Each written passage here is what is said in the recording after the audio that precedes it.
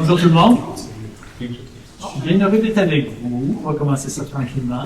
Alors, merci, malgré les aléas, les enjeux de transport en commun à Montréal, d'être avec nous pour cet événement qui va mettre en valeur une démarche importante. J'en dirai pas beaucoup plus parce que c'est le plus de l'événement aujourd'hui, qui a été réalisé par le Mouvement Jeunes et Santé Mentale autour d'un enjeu important, la mise en œuvre d'un portrait de la santé mentale des jeunes. Alors, je me présente, je m'appelle Martin Goyette, je suis professeur ici à l'ENAP et surtout aujourd'hui titulaire de la chaire réseau de recherche sur la jeunesse du Québec qui organise l'événement aujourd'hui. La chaire réseau jeunesse, c'est une infrastructure de recherche qui vise le développement d'activités de mobilisation des connaissances et de recherche avec l'ensemble des partenaires qui s'intéressent aux jeunes, à la transition de la vie adulte, aux enjeux d'accès aux services, aux enjeux des médiatiques. La chaire réseau de recherche sur la jeunesse du Québec est dirigée par 5 universités, dont ici l'ENAP pour notre part, et on est bien heureux qu'elle ait été renouvelée cet été dans le cadre d'un concours qui nous portera donc à poursuivre les activités avec les jeunes, les groupes de jeunes et les partenaires jusqu'en 2030. On organise beaucoup d'activités, de webinaires. Là, c'est une forme de première parce que l'activité est seulement dans un endroit qui permet donc la captation vidéo. Donc, certains nous ont indiqué, ils sont très nombreux, qu'ils souhaitaient davantage recevoir la captation, le montage vidéo là, qui arrivera dans quelques semaines. Alors, sans plus tarder, je vais passer la parole à notre animatrice pour aujourd'hui, qui va ensuite déployer le fil des activités, puis je vous retrouve un petit peu plus tard, vers la fin, pour la discussion. Donc, bonne activité.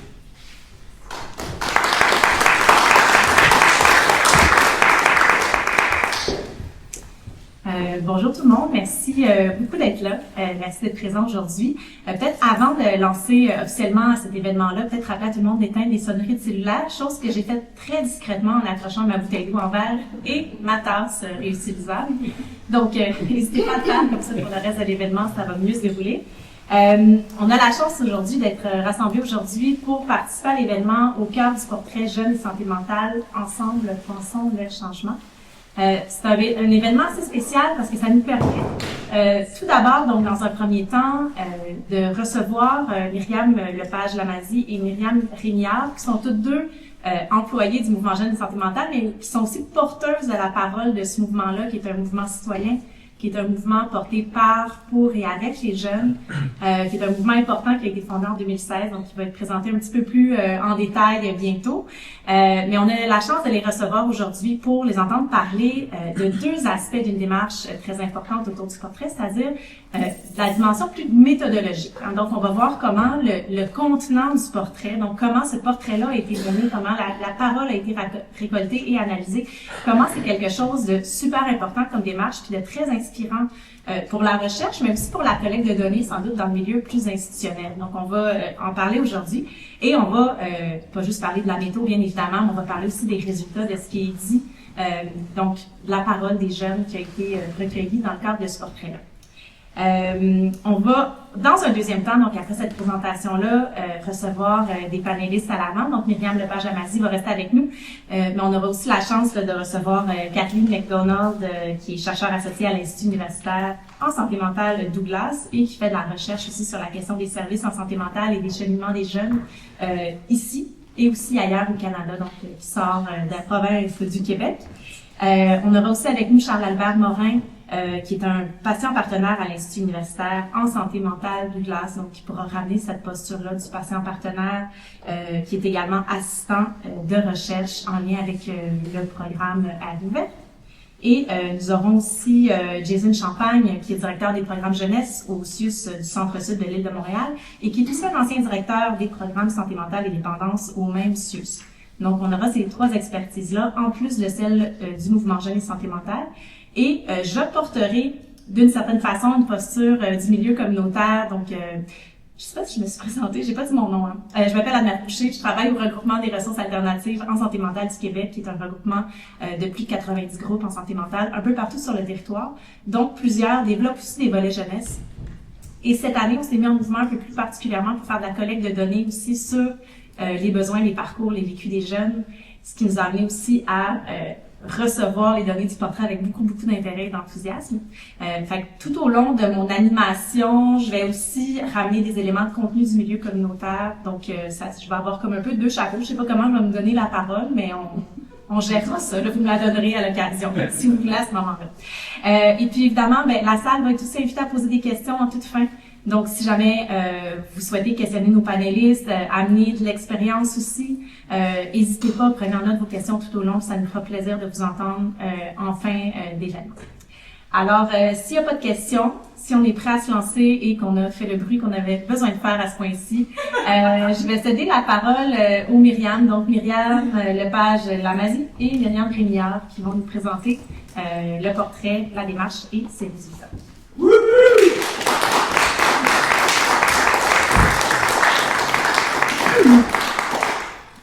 Vous m'excuserez, j'ai un petit enjeu de voix ce matin. J'espère que on va se rendre à la fin sans que ça devienne trop dérangeant pour vos oreilles. Et on se met des timers, juste pour que vous le sachiez, parce qu'on est bonne dans vraiment beaucoup de choses. Respecter adéquatement nos temps, pas notre point fort. Donc, je pars ça. Voilà. Bonjour tout le monde! Donc, Myriam et Myriam, ça sera pas trop compliqué pour vous de vous en souvenir. Comme Anne-Marie l'a dit, là, aujourd'hui on est là, c'est nous qui viens vous parler, mais on vous apporte la parole des jeunes. On vous apporte, oui, la parole des jeunes dans le sens de, on vous montre les résultats du portrait. Mais on vous apporte aussi la parole des jeunes parce que c'est eux qui ont demandé un portrait, c'est eux qui ont travaillé sur le portrait, c'est eux qui ont été consultés dans le portrait, etc. Ce qui est un peu ce qu'on va vous présenter là, dans la présentation d'aujourd'hui. Mais avant d'embarquer dans le portrait, je vais vous parler juste un petit peu du mouvement Jeunes et Santé mentale. Donc, Anne-Marie en a parlé un petit peu. Le mouvement Jeunes et Santé mentale, c'est un mouvement citoyen jeunesse qui a été fondé, dans le fond, en 2016. Ce qui s'est passé, c'est qu'il y a eu un forum qui s'appelait « Pour un regard différent en santé mentale » qui a été organisé. Et à ce forum-là, à un moment de la plénière, les gens se sont dit « Colin, vas-tu juste se répéter les mêmes choses encore? Allez-vous nous réinviter? On va se retrouver encore tous ensemble l'année prochaine pour se dire les enjeux sur lesquels on est déjà d'accord cette année. Qu'est-ce qui va changer? Pourquoi rien ne change? » Alors, face à cette indignation-là, il y a eu un comité de pilotage qui s'est mis en place pour réfléchir qu'est-ce qu'on pourrait mettre en action. Puis c'est ça qui a donné naissance là, au mouvement Jeunes et Santé mentale, qui est là, en soi comme un véhicule politique de plaidoyer initialement, et encore aujourd'hui, c'est sa mission.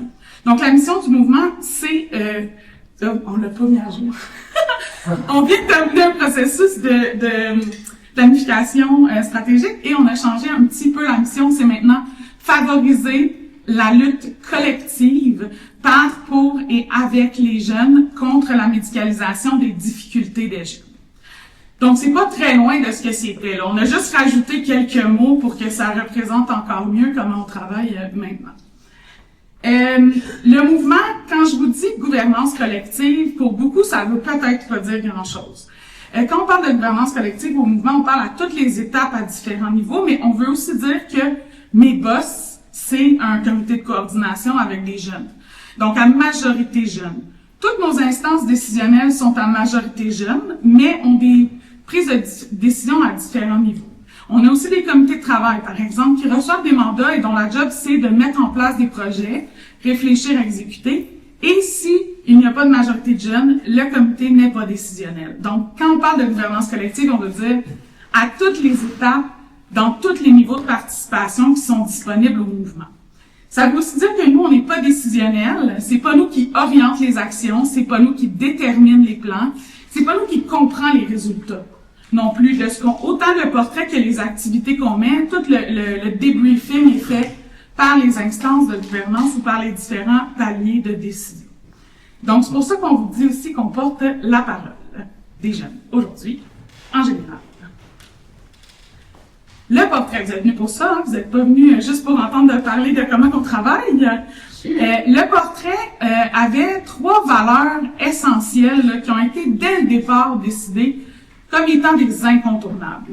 Les jeunes ont nommé, et vous allez l'entendre dans les résultats du portrait aussi d'ailleurs, l'approche sensible au trauma, donc qui est d'adopter une posture d'écoute active qui vise là, à comprendre les propos dans leur contexte et à s'assurer de ne pas retraumatiser les participants donc, par nos réponses, par la façon dont on collecte, par les situations dans lesquelles on les place dans les ateliers de collecte ou les focus group, donc dans comment on interagit en tant que personne qui va poser des questions puis relancer sur les propos que eux disent.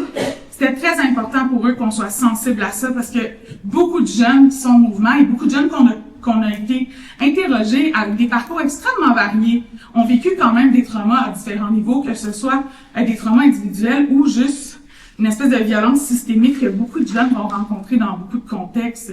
Je pense pas que je surprends personne ici, probablement, avec cette affirmation-là.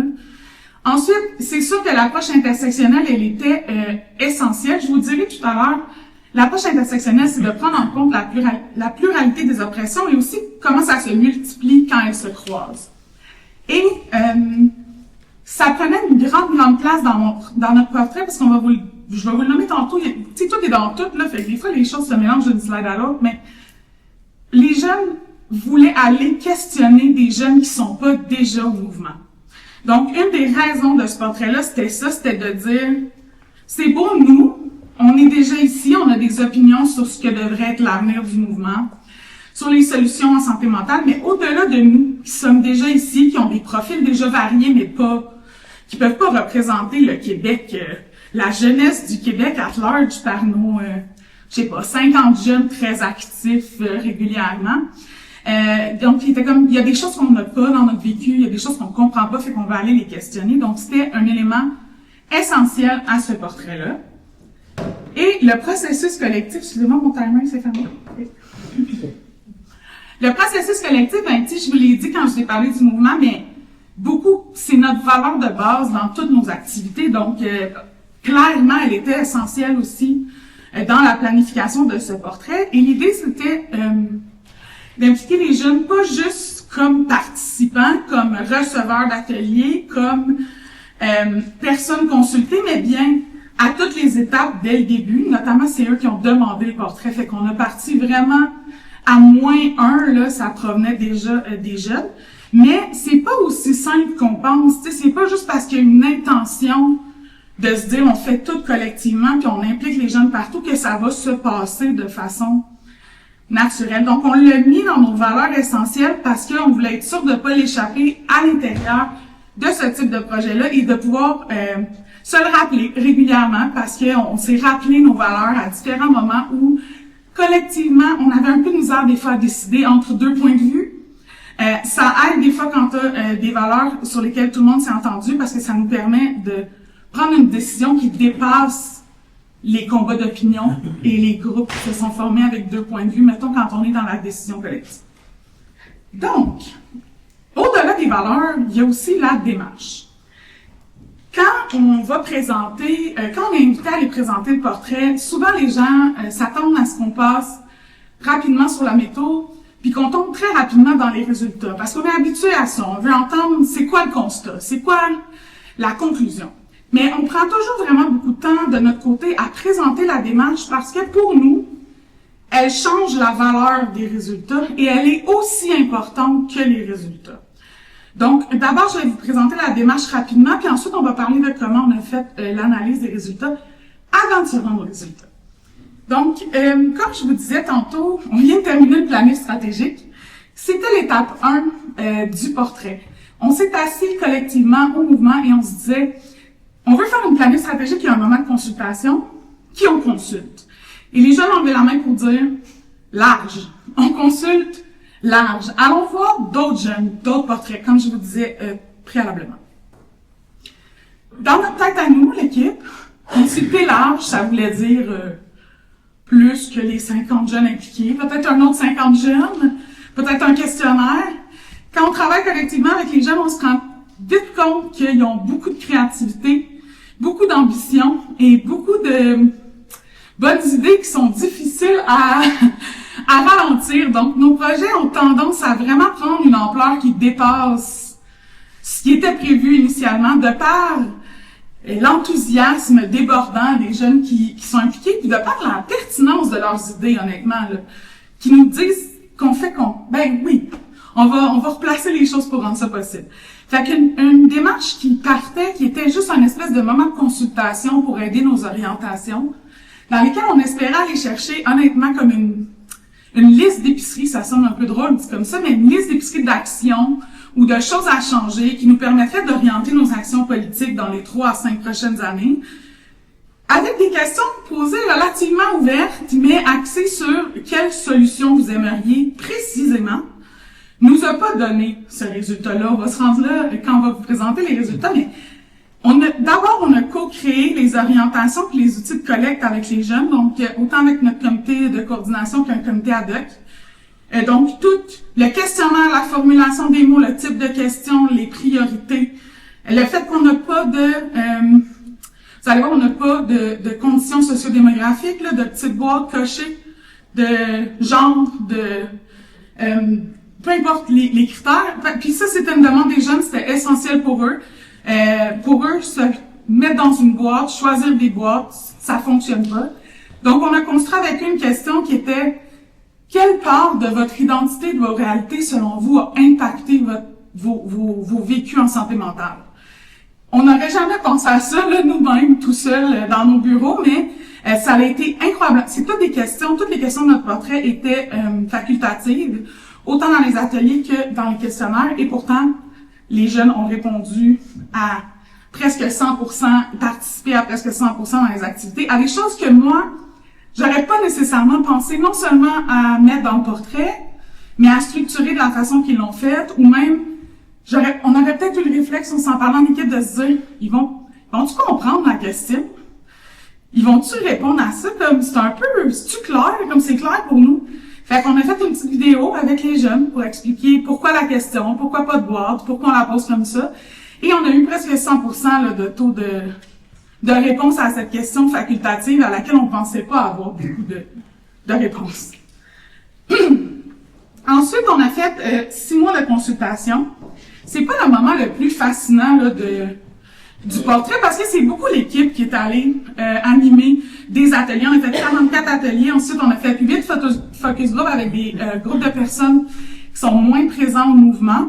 Puis, on a eu 444 questionnaires là, de répondus par des jeunes à travers la province. Donc, c'est quand même des chiffres intéressants, mais pour nous, c'est pas le bout impressionnant parce qu'on est payé pour aller faire ça. Fait que ce bout-là, il était un peu plus procédural. Par contre, on a été vraiment très surprise de la pleine participation et la volonté des jeunes de répondre présent. Là. Ça, c'était quand même impressionnant. Ensuite, on savait pas faire ça, nous. Fait qu'on a acheté un logiciel de codage de données parce que la quantité de contenu que les jeunes, dans leur grande générosité, dans leur envie de s'exprimer, nous ont donné était phénoménale. On était dans l'équipe, on était comme, mais qu'est-ce qu'on fait avec ça? Comment on analyse ça? Donc, pour les gens d'entre vous qui sont en recherche, on a acheté NVivo et appris sur le tas à utiliser NVivo. Et ensuite, l'autre bout important qu'on a fait avec les jeunes, c'est prendre le temps de faire sens des résultats avec eux. Donc, tous les moments, puis ça, je vais vous le présenter plus en détail, d'analyse ont été faits ensemble. Puis finalement, la rédaction, la mise en page faite par l'équipe, un comité de lecture a fait une relecture, ensuite, on a publié. Donc, est-ce que ça fait sens pour vous, mettons, cette explication-là de la démarche? C'est beaucoup de mots, hein, mais moi, j'utilise beaucoup de mots. Désolée. L'analyse collective, là, en pas mal d'étapes, vous avez vu tantôt dans l'étape 4, on avait trié, classé les données, là. Dès la première, on a fait une première collecte globale, puis après ça, on a fait un autre questionnaire qui était plus poussé, qui allait préciser des choses. On constatait déjà là, la quantité de contenu produit avait aucun sens. Fait comment qu'on fait quand on veut le faire avec les jeunes, puis on veut apprendre avec eux? On vous a mis nos étapes. Je vais vous les dire rapidement. Je pense pas qu'on a besoin de s'attarder sur chacune des étapes. C'était juste pour démontrer le nombre de back and forth des fois que ça peut impliquer quand on parle de le faire avec les personnes. Donc d'abord, On a des chercheurs qui sont militantes au mouvement qu'on a rencontrés, qui nous ont aidés à comme faire un plan, parce qu'on était vraiment très démunis. Hein. Nous, on n'a aucune connaissance en recherche. Je vous l'ai pas dit au début, mais je vous le dis. Personne de notre équipe a de la connaissance en recherche, a fait quoi que ce soit qui se rapproche de près ou de loin, à part être partenaire en tant qu'organisation avec des chercheurs. Là. Ensuite, on a fait la création d'un comité ad hoc qui a réfléchi à regarder les résultats de la première donnée, qui a créé une première arborescence, là, des catégories de thèmes d'analyse pour l'analyse. Ensuite, on a acheté le niveau, on s'est formé, comme je vous disais. On s'est formé avec YouTube, puis des rencontres rapides, puis une personne qui est venue nous aider. C'était un parcours un peu du combattant, là, je dois l'admettre, mais ça a valu la peine. Ensuite, création d'outils avec les jeunes collectivement pour une seconde phase de collecte, plus spécifique selon ce que eux voudraient qu'on aille développer en matière de questionner les solutions qui ont commencé à émerger. Ensuite, on a fait une rencontre avec une chercheure, une experte en évaluation, parce qu'on a dû retravailler l'arborescence. Parce qu'un coup que tu reçois toutes les données, tu te rends compte qu'il y a des choses qui rentrent pas, il y a des choses que, là, t'as trop de catégories, tu peux pas juste rajouter des catégories de thèmes jusqu'à temps qu'il y en ait 500. Mais peut-être vous pouvez, puis vous avez la capacité de les analyser après puis de les croiser, mais nous, dans le temps qu'on avait le contexte, on n'avait pas cette capacité-là. Et ensuite, on a fait le codage des données par l'équipe. Donc, incluant quelqu'un qui repassait derrière l'équipe. Ensuite, l'analyse collective, dans pas mal d'étapes, on avait aussi l'étape 5 qui était faire sens des données. Fait qu'une fois qu'on a tout lancé ça dans NVivo, on s'est rendu compte que, vous le savez probablement tous, mais ça ne dit pas grand-chose au final d'avoir, tu sais quels thèmes ont émergé le plus, tu sais dans quoi il y a le plus de réponses, mais qu'est-ce que ça veut dire, les informations qui ressortent de ça? Fait avec la liste de projet, on a fait une première préanalyse qu'on a regroupée en grands thèmes. Après ça, avec le comité de coordination, on a dit, oh, j'ai une faute. On a décidé de faire des cahiers thématiques avec les thèmes parce qu'on s'est dit, si on fait un rapport avec la quantité de produits, ça va être des centaines de pages. Puis nous, on a une politique qui dit, si tu questionnes des jeunes, tu vas pouvoir renvoyer le contenu vers les jeunes. Ça sert à rien d'envoyer un 102 pages de rapport à des jeunes. Ça sert peut-être à quelque chose, mais pas pour beaucoup. Mais moi, en fait, si tu m'envoies un rapport de 102 pages, ça se pourrait que je skim le résumé puis j'arrête là, mettons. Peut-être pas, là, mais il y a des bonnes chances. Fait que c'est les gens qui ont décidé là un peu comment on allait structurer le contenu. Ensuite, on a fait une première ébauche d'analyse par thème et ça a été bonifié en équipe. On est retourné avec Ococo présenter les thèmes. On a fait une rédaction des cahiers thématiques. On a fait un premier renvoi. Il y a eu la lecture. Ensuite, ils sont inversés. Pourquoi ils sont inversés? Donc, les étapes 5 et 6 sont inversées. Je ne sais pas pourquoi, mais je pense que quand on a fait le visuel, on était créatifs, j'imagine. Mais on a créé des infographies d'abord, par thème. Une fois que tous ces groupes-là avaient été faits, chaque cahier que vous pouvez aller lire si vous le souhaitez, a une infographie qui a été utilisée pour présenter aux jeunes. On a fait une journée complète où est-ce qu'on présentait les différents thèmes par infographie et les jeunes venaient commenter, bonifier, dire ça devrait pas aller dans ce thème-là, ça devrait aller dans celui-là. On a un cahier d'infographie, si vous allez voir, on va vous le présenter dans les cahiers tantôt. Il est pas exactement le même que les infographies qu'on a présentées. Parce qu'on a fait plusieurs modifications après avoir regardé ça avec les jeunes. Mais ils nous ont dit, c'est vraiment cool les infographies. Pouvez-vous faire un cahier avec? Fait qu'en plus de faire tous les cahiers, on a refait les infographies avec les données ajustées après l'analyse collective pour présenter ça. Voilà, beaucoup de mots, beaucoup de temps pour vous présenter autant le processus que comment on a analysé. Je passerai la parole à Myriam qui va aussi vous présenter les résultats parce que le processus est essentiel, mais les résultats sont importants aussi.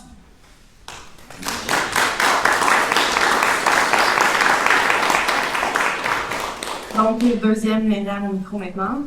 Vous avez ici des photos d'ailleurs de la journée qu'on a faite, de la journée d'analyse d'ailleurs qu'on a faite avec les jeunes, là, ce que Myriam vous disait avec les infographies, où est-ce qu'ils étaient sur les murs, les jeunes allaient commenter, écrire directement sur des post-it, sur les infographies.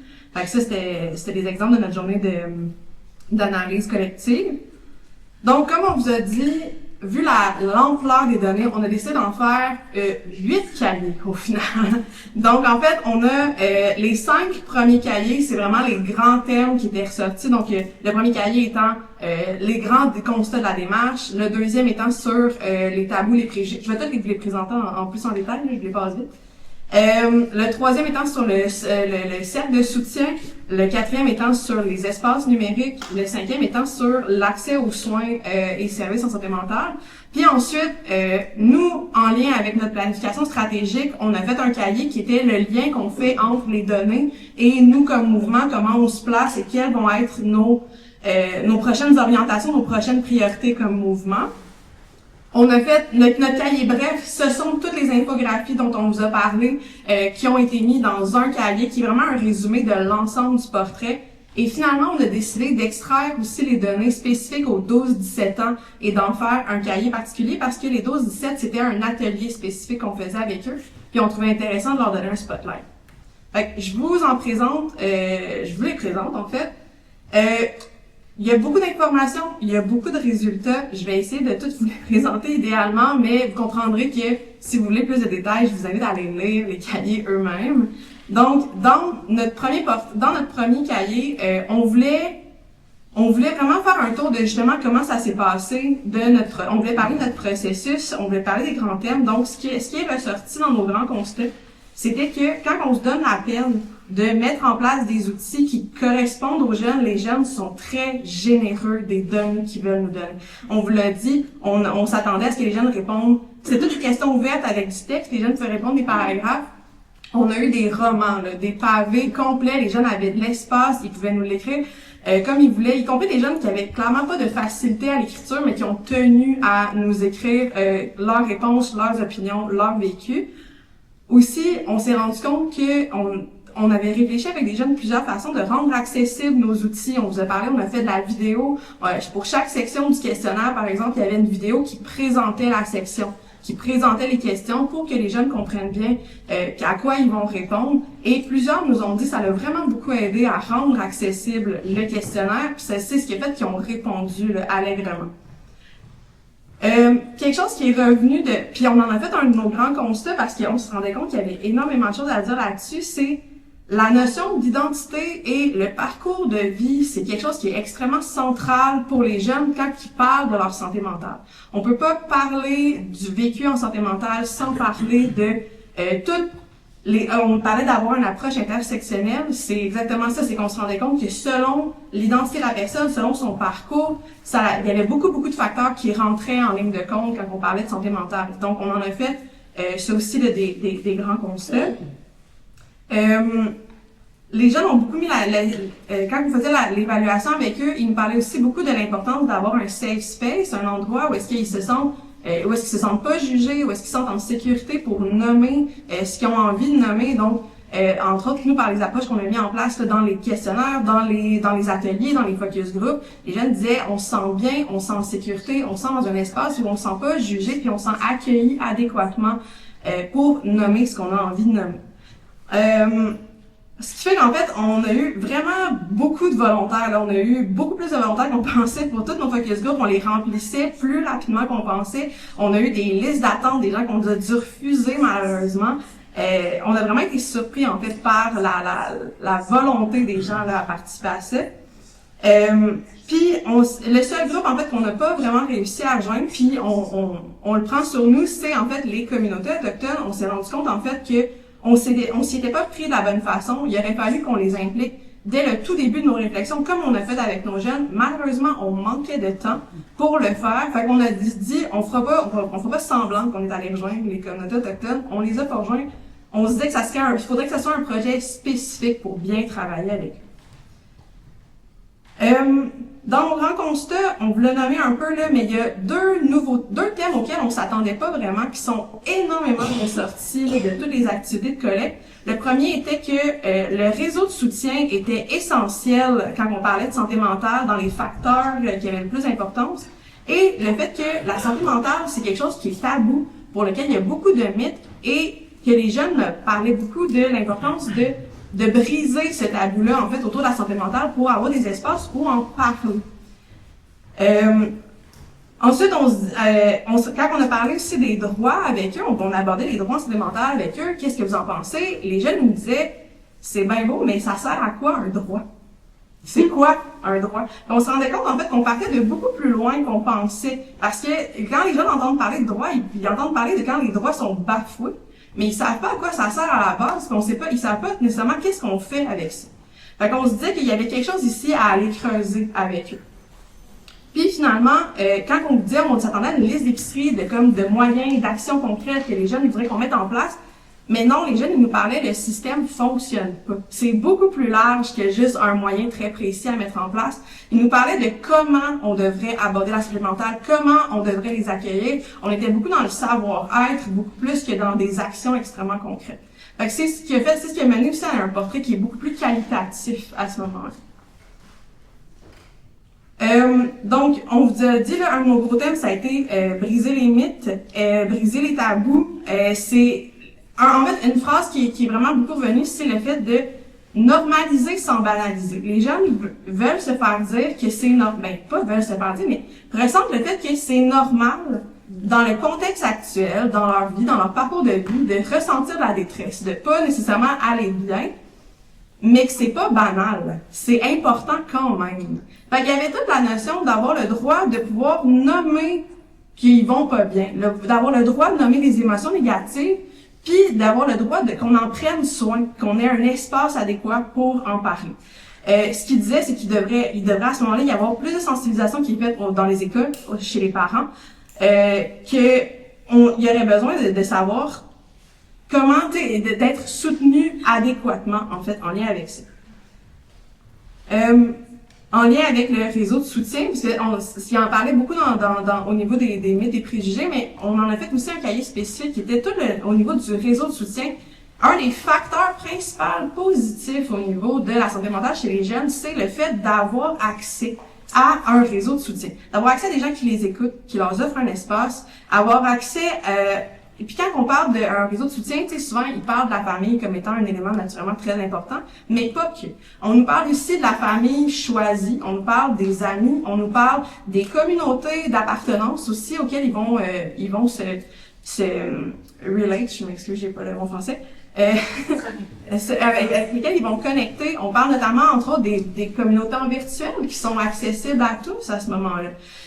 On parle de l'importance de développer des espaces qui sont inclusifs, accessibles, où est-ce que les jeunes peuvent s'en sentir eux-mêmes. Puis aussi, quand ils nous parlaient de réseaux de soutien, on nous parlait aussi de réseaux de soutien concret. Tu sais, la différence entre quelqu'un avec qui tu peux aller parler, avec qui tu peux aller échanger, mais avec qui tu peux connecter, mais aussi quelqu'un qui peut t'offrir une aide concrète, te passer 20$ à la fin du mois pour payer ton loyer, parce que sinon t'es dehors, c'est une aide vraiment concrète. Quelqu'un qui peut t'aider à déménager si jamais il y a quelque chose qui arrive. Donc, il parlait des fois que c'est pas nécessairement le même réseau. Des fois, il y a un réseau d'appartenance avec lequel ils vont discuter, puis il y a un réseau de soutien concret qui va les aider à faire des choses plus au quotidien. On a aussi mis l'emphase sur les espaces numériques parce qu'on se rendait compte que c'était quelque chose qui était beaucoup nommé par les jeunes. Le fait que c'est un espace concret pour eux, le numérique. C'est pas... tu sais, souvent, on parle de la vie réelle versus la vie numérique, mais pour les jeunes, le numérique, c'est la vie réelle aussi. Ils parlent que c'est des espaces dans lesquels ils vont pouvoir aller chercher de l'information, de l'éducation, de la sensibilisation. Ils vont pouvoir aller suivre, par exemple, des spécialistes qui vont pouvoir leur parler de tel type de diagnostic, voici à quoi ça ressemble, si tu vas pas bien dans ton quotidien, voici des trucs que tu peux mettre en place, mais aussi des trucs au niveau de... comment être un adulte, c'est drôle à dire, mais tu sais, comment, tu sais, il y a des, on nous parlait de channels sur YouTube de comme des personnes qui font comme si c'était ton père puis qui te montrent à comme changer une toilette ou à, tu sais, pas des trucs vraiment concrets mais qui sont comme, ça c'est aidant parce que sinon je n'ai pas nécessairement cet accès-là, ce soutien-là, ça fait partie du réseau de soutien. Par contre, les jeunes sont quand même très conscients des enjeux, sont très conscients du fait que les algorithmes ont un impact sur quel contenu qu'ils vont voir, sur le fait qu'ils peuvent être exposés des fois à des contenus qui sont négatifs, nocifs. Ils sont très, très conscients de ça, mais ils parlent aussi beaucoup de l'importance de Mais j'aimerais ça avoir accès à plus de services en ligne. J'aimerais ça que les professionnels soient là-dessus. Il y en a des services en ligne, il y en a pas assez. Parce que moi, ça serait le seul service auquel j'aurais accès rapidement, facilement et gratuitement parfois. Ensuite, on passe au non-accès aux soins et services en santé mentale. Il y a plusieurs facteurs qui sont des barrières, en fait, à l'accès aux services en santé mentale. Donc, notamment le facteur géographique, le facteur social, le facteur linguistique qui sont si je vis en région puis il y a pas de transport en commun, comment je fais pour me rendre à la clinique? Puis si moi je viens tout juste d'immigrer, je parle pas tout à fait bien français, j'arrive en Mauricie, puis là il y a personne qui parle espagnol, comment je fais pour avoir accès à des services? Donc il y a des barrières comme ça qui sont là. Mais il y a aussi une peur dans le rapport de force des professionnels face aux jeunes. Le fait de pas être considéré comme un égal, le fait d'avoir l'impression que sa parole n'a pas d'importance face aux professionnels. C'est pour ça que quand on vous parlait, il y a beaucoup le comment qui a été nommé, là, de comment les accueillir à ce niveau-là. Les jeunes parlaient de l'importance d'avoir accès donc à d'avoir une réelle discussion avec leurs professionnels, mais aussi que les professionnels puissent se parler entre eux. Ils sont comme des fois aussi avoir à répéter inlassablement ton histoire d'un professionnel à l'autre. Faudrait tout le temps que je sois ouvert, faudrait toujours que je raconte la bonne affaire, faudrait tout le temps que je donne tous les bons détails. Des fois, j'aimerais ça que le monde se parle puis que j'ai pas constamment à répéter mon histoire, y compris entre les services, mais aussi des fois à l'intérieur d'un même service. Finalement, je ne sais pas, c'est ça. Je suis good, ok. Finalement, je parle du cahier avec les 12-17 ans. Qu'est-ce que les 12-17 nous ont dit? On est allé dans les écoles secondaires, on est allé dans des ressources jeunesse comme les maisons des jeunes, les auberges du cœur. On posait des questions, dans le fond, de qu'est-ce qui cause de la détresse chez eux, puis ça serait quoi les bonnes solutions, selon eux, à mettre en place. Donc, dans les enjeux qui étaient nommés, qui causent la détresse chez les 12-17, là, il y avait un gros volet à l'école là, qui ressortait naturellement, qui était la pression des résultats scolaires. C'est comme une des choses qui a le plus été nommée de si on pouvait me lâcher avec le fait qu'il faut absolument que j'ai des bonnes notes à l'école, ça serait aidant. Le besoin de se gérer constamment. Les jeunes se font pas exactement ces mots-là, mais ils se font dire un peu comme gère-toi, on n'a pas le temps. C'est un peu ça qu'ils se font dire à l'école, à la maison. Le fait que comme tu vas pas bien, t'as des problèmes, gère-toi, on n'a pas le temps. Le détachement des professionnels aussi, les jeunes le disent, on le sait qu'à l'école, ils sont débordés. On le sait que nos professionnels, nos professeurs, tout ça, ils sont très au courant de toute la situation. Mais ils sont comme ça fait en sorte qu'ils prennent pas le temps avec nous. Il y a un détachement. Je me sens pas à l'aise d'aller parler à quelqu'un à l'école. On leur dit tout le temps, va parler à un adulte, va parler à un professeur, mais à qui je vais parler quand tout le monde est toujours débordé. Naturellement, l'exclusion, l'intimidation sont des facteurs importants de détresse à l'école. La difficulté de recevoir des services de soutien aussi. On posait la question, les connaissez-vous, les services de soutien à l'intérieur de votre école? Puis souvent, c'était vraiment pas une majorité des jeunes. La plupart étaient comme, non, on a tout ça, nous autres, une psychologue. Il y avait une méconnaissance aussi des services accessibles, mais aussi il y avait des fois un non-accès, dans le sens que comme si la psychologue est là une fois par semaine, c'est pas facile d'y avoir accès. Dans la vie, ce qui revenait beaucoup, puis ça revenait au niveau de toutes les autres jeunes aussi, mais donc on parle de la qualité des relations amicales, familiales qui ont beaucoup d'importance à l'adolescence. On parlait un milieu familial difficile ou toxique va avoir un impact. Les jeunes nous nommaient carrément là, des situations de violence qui peuvent vivre, des fois avec les parents, à la maison, avec les amis qui ont naturellement un impact sur leur santé mentale.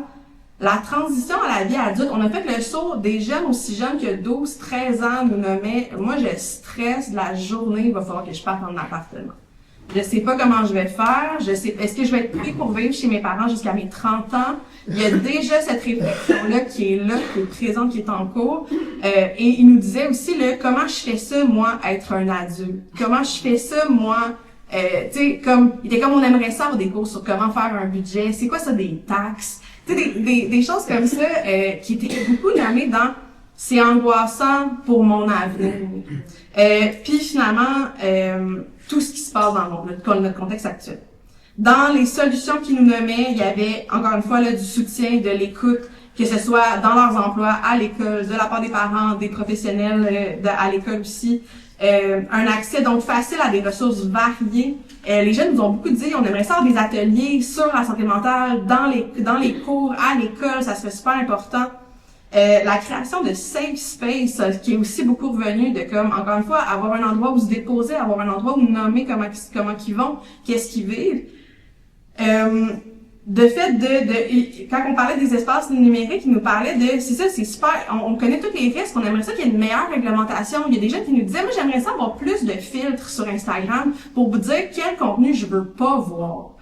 J'aimerais ça qu'on me dise, tu sais, qu'on m'informe plus quand c'est la désinformation, quand c'est du AI, quand c'est, donc une meilleure réglementation, un meilleur cadre au niveau des réseaux sociaux, des espaces virtuels. Et il nous nommait d'investir aussi plus dans les ressources, dans le filet social. Il y a plein de jeunes qui étaient en maison des jeunes qui étaient comme nous, on aimerait ça que notre maison des jeunes reste ouverte. Ça serait vraiment pertinent.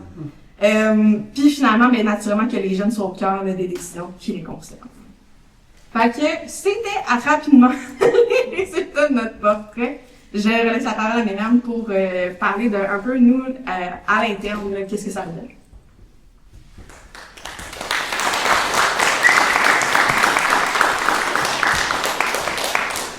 On a défini ça pas pire, là. Si vous voulez en savoir plus, là, c'était les grandes lignes des cahiers, mais il y a quand même pas mal de nuances aussi là, dans les différents cahiers, donc ils sont gratuits, disponibles en ligne, fait que vous irez les consulter peut-être. Nous, il y a quand même, je sais pas pour vous, je regardais la salle, j'ai vu des hochements de tête, j'ai vu des réactions. Nous, il y a beaucoup de choses qui nous ont surpris dans ce portrait-là. Il y a des choses qui allaient à l'encontre de ce qu'on considère la compréhension populaire des adultes. Peut-être, je sais pas comment nommer ça, mais il y a des choses auxquelles on s'attendait. Mettons les jeunes qui disent le virtuel c'est plus important pour nous que puis c'est important sérieusement, c'est pas juste que je t'accrois mon téléphone dans mes mains comme ça a une place qui fait sens dans ma vie, ça nous répond à des besoins qui ne sont pas répondus ailleurs. Donc c'est pas à la place de, c'est parce que il y a un besoin, tu sais. Oh non, j'ai vu le temps, j'ai perdu mon idée. Donc oui, ok, ça on s'y attendait. Mais il y a beaucoup de choses auxquelles on s'attendait pas non plus, notamment les jeunes nous disent plus d'ateliers dans les écoles, mais pas juste sur comment me gérer.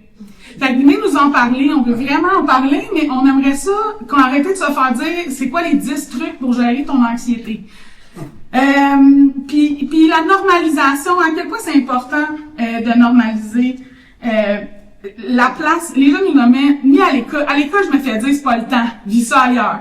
Je suis au travail, je peux pas avoir une mauvaise journée, je peux pas être de mauvaise humeur, je peux pas être fâchée, comme c'est pas le temps, t'es au travail. J'arrive chez nous, c'est le rush, mes parents sont semi-ouverts, peu importe le contexte, j'ai des petits frères, petites sœurs, c'est pas le temps. Comme, c'est pas le temps d'être fâché, c'est pas le temps d'être triste, c'est pas le temps d'être... Puis là, je vais me coucher, puis je suis toute seule dans mon lit, puis je suis comme, fuck. Ça nous a beaucoup marqué parce que c'est revenu de façon transversale à tous les niveaux, peu importe les sujets qui étaient abordés dans les focus groups, dans les ateliers, dans les questionnaires, alors qu'on posait pas de questions là-dessus. Ça l'a transcendé les questions posées. Là. Il y avait vraiment un besoin de nommer ça, qui a été pris dans toutes les opportunités de parler de d'autres thèmes, ça a été mentionné. Ce que ça a fait pour nous, c'est qu'on est arrivé à la fin de ce portrait-là, puis on était comme, OK, ben il y en a pas vraiment de l'épicerie. Je veux dire, vous avez vu, on vous a présenté les grandes lignes des cahiers. On peut faire des actions politiques pour faire changer les choses là, à différents endroits, mais la réalité, c'est que c'est large, là, ce que les jeunes ont nommé. Il y a comme quelque chose qui est social, structurel dans comment, au-delà des gouvernements et des fonctionnements, il y a le filet social, oui, il y a le financement, oui, il y a les services dans les écoles. Nous, on pensait qu'il y aurait beaucoup plus de choses en lien avec comment se passent les services en santé mentale. On l'a mis dans le cahier du non-accès, là, les listes d'attente, puis les délais, parce que ça a été abordé sur le site, parce que personne ne peut faire semblant qu'il n'y en a pas, là. Que quand tu es prête à aller en chercher, comme il n'y a pas de liste d'attente, mais on pensait que ça prendrait beaucoup plus de place, puis c'était un buy note. C'était comme dit sur le côté. Puis quand t'en veux, ben c'est vraiment long. Mais comme après un paragraphe de tout le reste des choses qu'il aurait besoin bien avant de se rendre à un service. Puis nous, ça nous a confrontés parce qu'on s'est rendu compte que nos 3 revendications principales, on vous les a pas présentées, je me rends compte dans cette présentation, étaient axées sur les soins. Puis on est un mouvement de lutte à la médicalisation. Puis la médicalisation, comment nous, on l'identifie, c'est traiter de façon médicale des choses qui ne le sont pas ou pas seulement, traiter les personnes comme des malades à guérir individuels au lieu de le voir collectivement. Et là, nos 3 premières revendications tournaient autour de, oui, les droits, c'est collectif, mais la façon qu'elles étaient structurées, c'était quand même, toi, individuellement, tes droits à l'intérieur des services en santé mentale. Toi, ta place à l'intérieur des plans d'intervention ou des programmes en santé mentale et un accès à des services gratuits, faciles, variés, qui n'ont pas besoin de diagnostic. Ces 3 revendications, toujours très d'actualité et importantes. Par contre, ces 3 revendications qui sont axées sur le processus de soins. Donc, quand tu te rends à aller chercher des services en santé mentale. Puis, le constat que notre comité de coordination a fait, puis qu'on a dû réaliser, c'est, mais nous-mêmes, on n'adresse que la portion médicalisation de leurs difficultés. On a passé à côté de cette notion-là que on dit à quel point c'est plus large, mais on revendique des changements à ce niveau-là. Ça a mené pour nous à une toute nouvelle revendication que vous retrouverez peut-être là. Tantôt quand on disait normaliser sans banaliser, là, on l'a formulé là dans le même format que nos autres revendications, qui est que le droit de vivre des périodes de détresse soit pleinement reconnu sans culpabilisation ni conséquences négatives, parce que ça revenait beaucoup dans le discours, que t'es puni si t'es pas heureux, ce qui me semble des fois contre-intuitif en matière de réaction, mais ça a l'air que c'est fréquent. Que la santé mentale soit abordée de manière ouverte, respectueuse et sans jugement dans tous les milieux fréquentés par les jeunes, donc pas seulement dans les services, en normalisant, sans banaliser, l'expression des émotions et des difficultés. Et aussi, là, on ne l'a pas nommé comme ça, mais les jeunes vont beaucoup parler de l'anxiété face au monde et la colère, qui sont 2 émotions qui vivent en ce moment, qui n'ont aucun espace où les déposer dans le contexte. Point de transition avec le panel. Mais c'est pas une recherche. Ce qu'on a fait, là, c'est un portrait, right? On n'avait pas de protocole éthique. On n'a pas demandé aux jeunes de cocher des caractéristiques socio-économiques, comme on vous a dit au début. On a volontairement pas fait de statistiques quand on a vu ce qui émergeait comme résultat. Pourtant, la réception de notre portrait dans le milieu de la recherche et le milieu institutionnel a atteint un niveau qu'on avait zéro vu venir. Ça a été notre surprise ultime, je pense, avec ce portrait-là, qu'il y a eu un écho puis une demande vraiment importante de plusieurs groupes chercheurs, espaces de partage de connaissances, de mobilisation des connaissances qui voulaient recevoir notre portrait, recevoir les informations et se demander qu'est-ce qu'ils pourraient faire avec ces résultats-là, puis comment ça pourrait être utile au-delà de notre réseau qui est déjà mobilisé autour de ces enjeux-là. Donc, c'est un peu autour de ça qu'on s'en venait parler aujourd'hui. Puis je réalise qu'on vous a jamais dit, mais c'est 850 jeunes au final qui ont été consultés dans ce portrait-là. Puis voilà.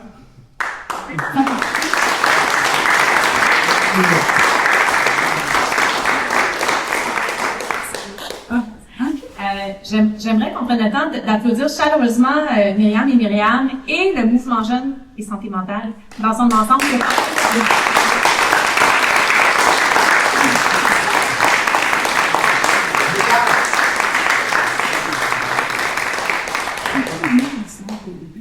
Si tu veux.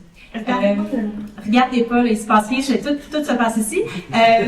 Donc là, on va se permettre un petit moment de battement, hein, parce qu'on est des êtres de chair et de vessie. Donc, on va prendre une petite pause de 5 minutes pour se dire, hey, on va pouvoir continuer dans l'événement avec plus d'aisance et de confort dans nos corps. Alors, comme par magie, les panélistes sont apparus à l'avant pour cette deuxième partie de l'événement au cœur du portrait jeune et santé mentale. Donc, cette deuxième partie, l'idée, c'était vraiment de prendre le temps de recevoir ensemble ce portrait-là, puis de voir qu'est-ce qui peut être fait à notre échelle, au niveau des pratiques, au niveau des postures, des approches, pour transformer les choses en réponse à la parole des jeunes qu'on a entendue aujourd'hui. Alors, j'aurais mis ça un double chapeau. On est un peu panéliste, un peu animatrice. Faites-vous en pas, là, si je parle plus, c'est pas que je suis animatrice, c'est juste avoir le spot, c'est qu'il faut des fois parler un peu du milieu communautaire qui fait partie du grand tissu de soutien auprès des jeunes. Alors, je vous représente les gens qui ont maintenant pris place dans l'ordre à l'avant. Donc, nous avons Kathleen McDonald, que je vais laisser se présenter un peu plus en détail sous peu, Charles-Albert Morin à ses côtés, Jason Champagne par la suite, et Myriam Lepage-Lamazie, qui n'a plus besoin de présentation ce matin. Donc, pour ouvrir le panel, on voulait prendre le temps de se positionner, en fait, donc voir un peu à partir de quoi, à partir de où on parle. Donc, on va vous laisser chacune environ 3 minutes pour vous présenter, nous parler de votre posture et aussi c'est quoi les premières impressions spontanément qui vous viennent après cette présentation d'une démarche parcours et avec. Alors, j'irai simplement dans l'ordre qui se trouve à l'avant. Donc, Kathleen, un premier 3 minutes pour toi. J'avais choisi cette chaise en pensant que j'allais être la dernière. Ah, Mais c'est pas grave, je vais commencer.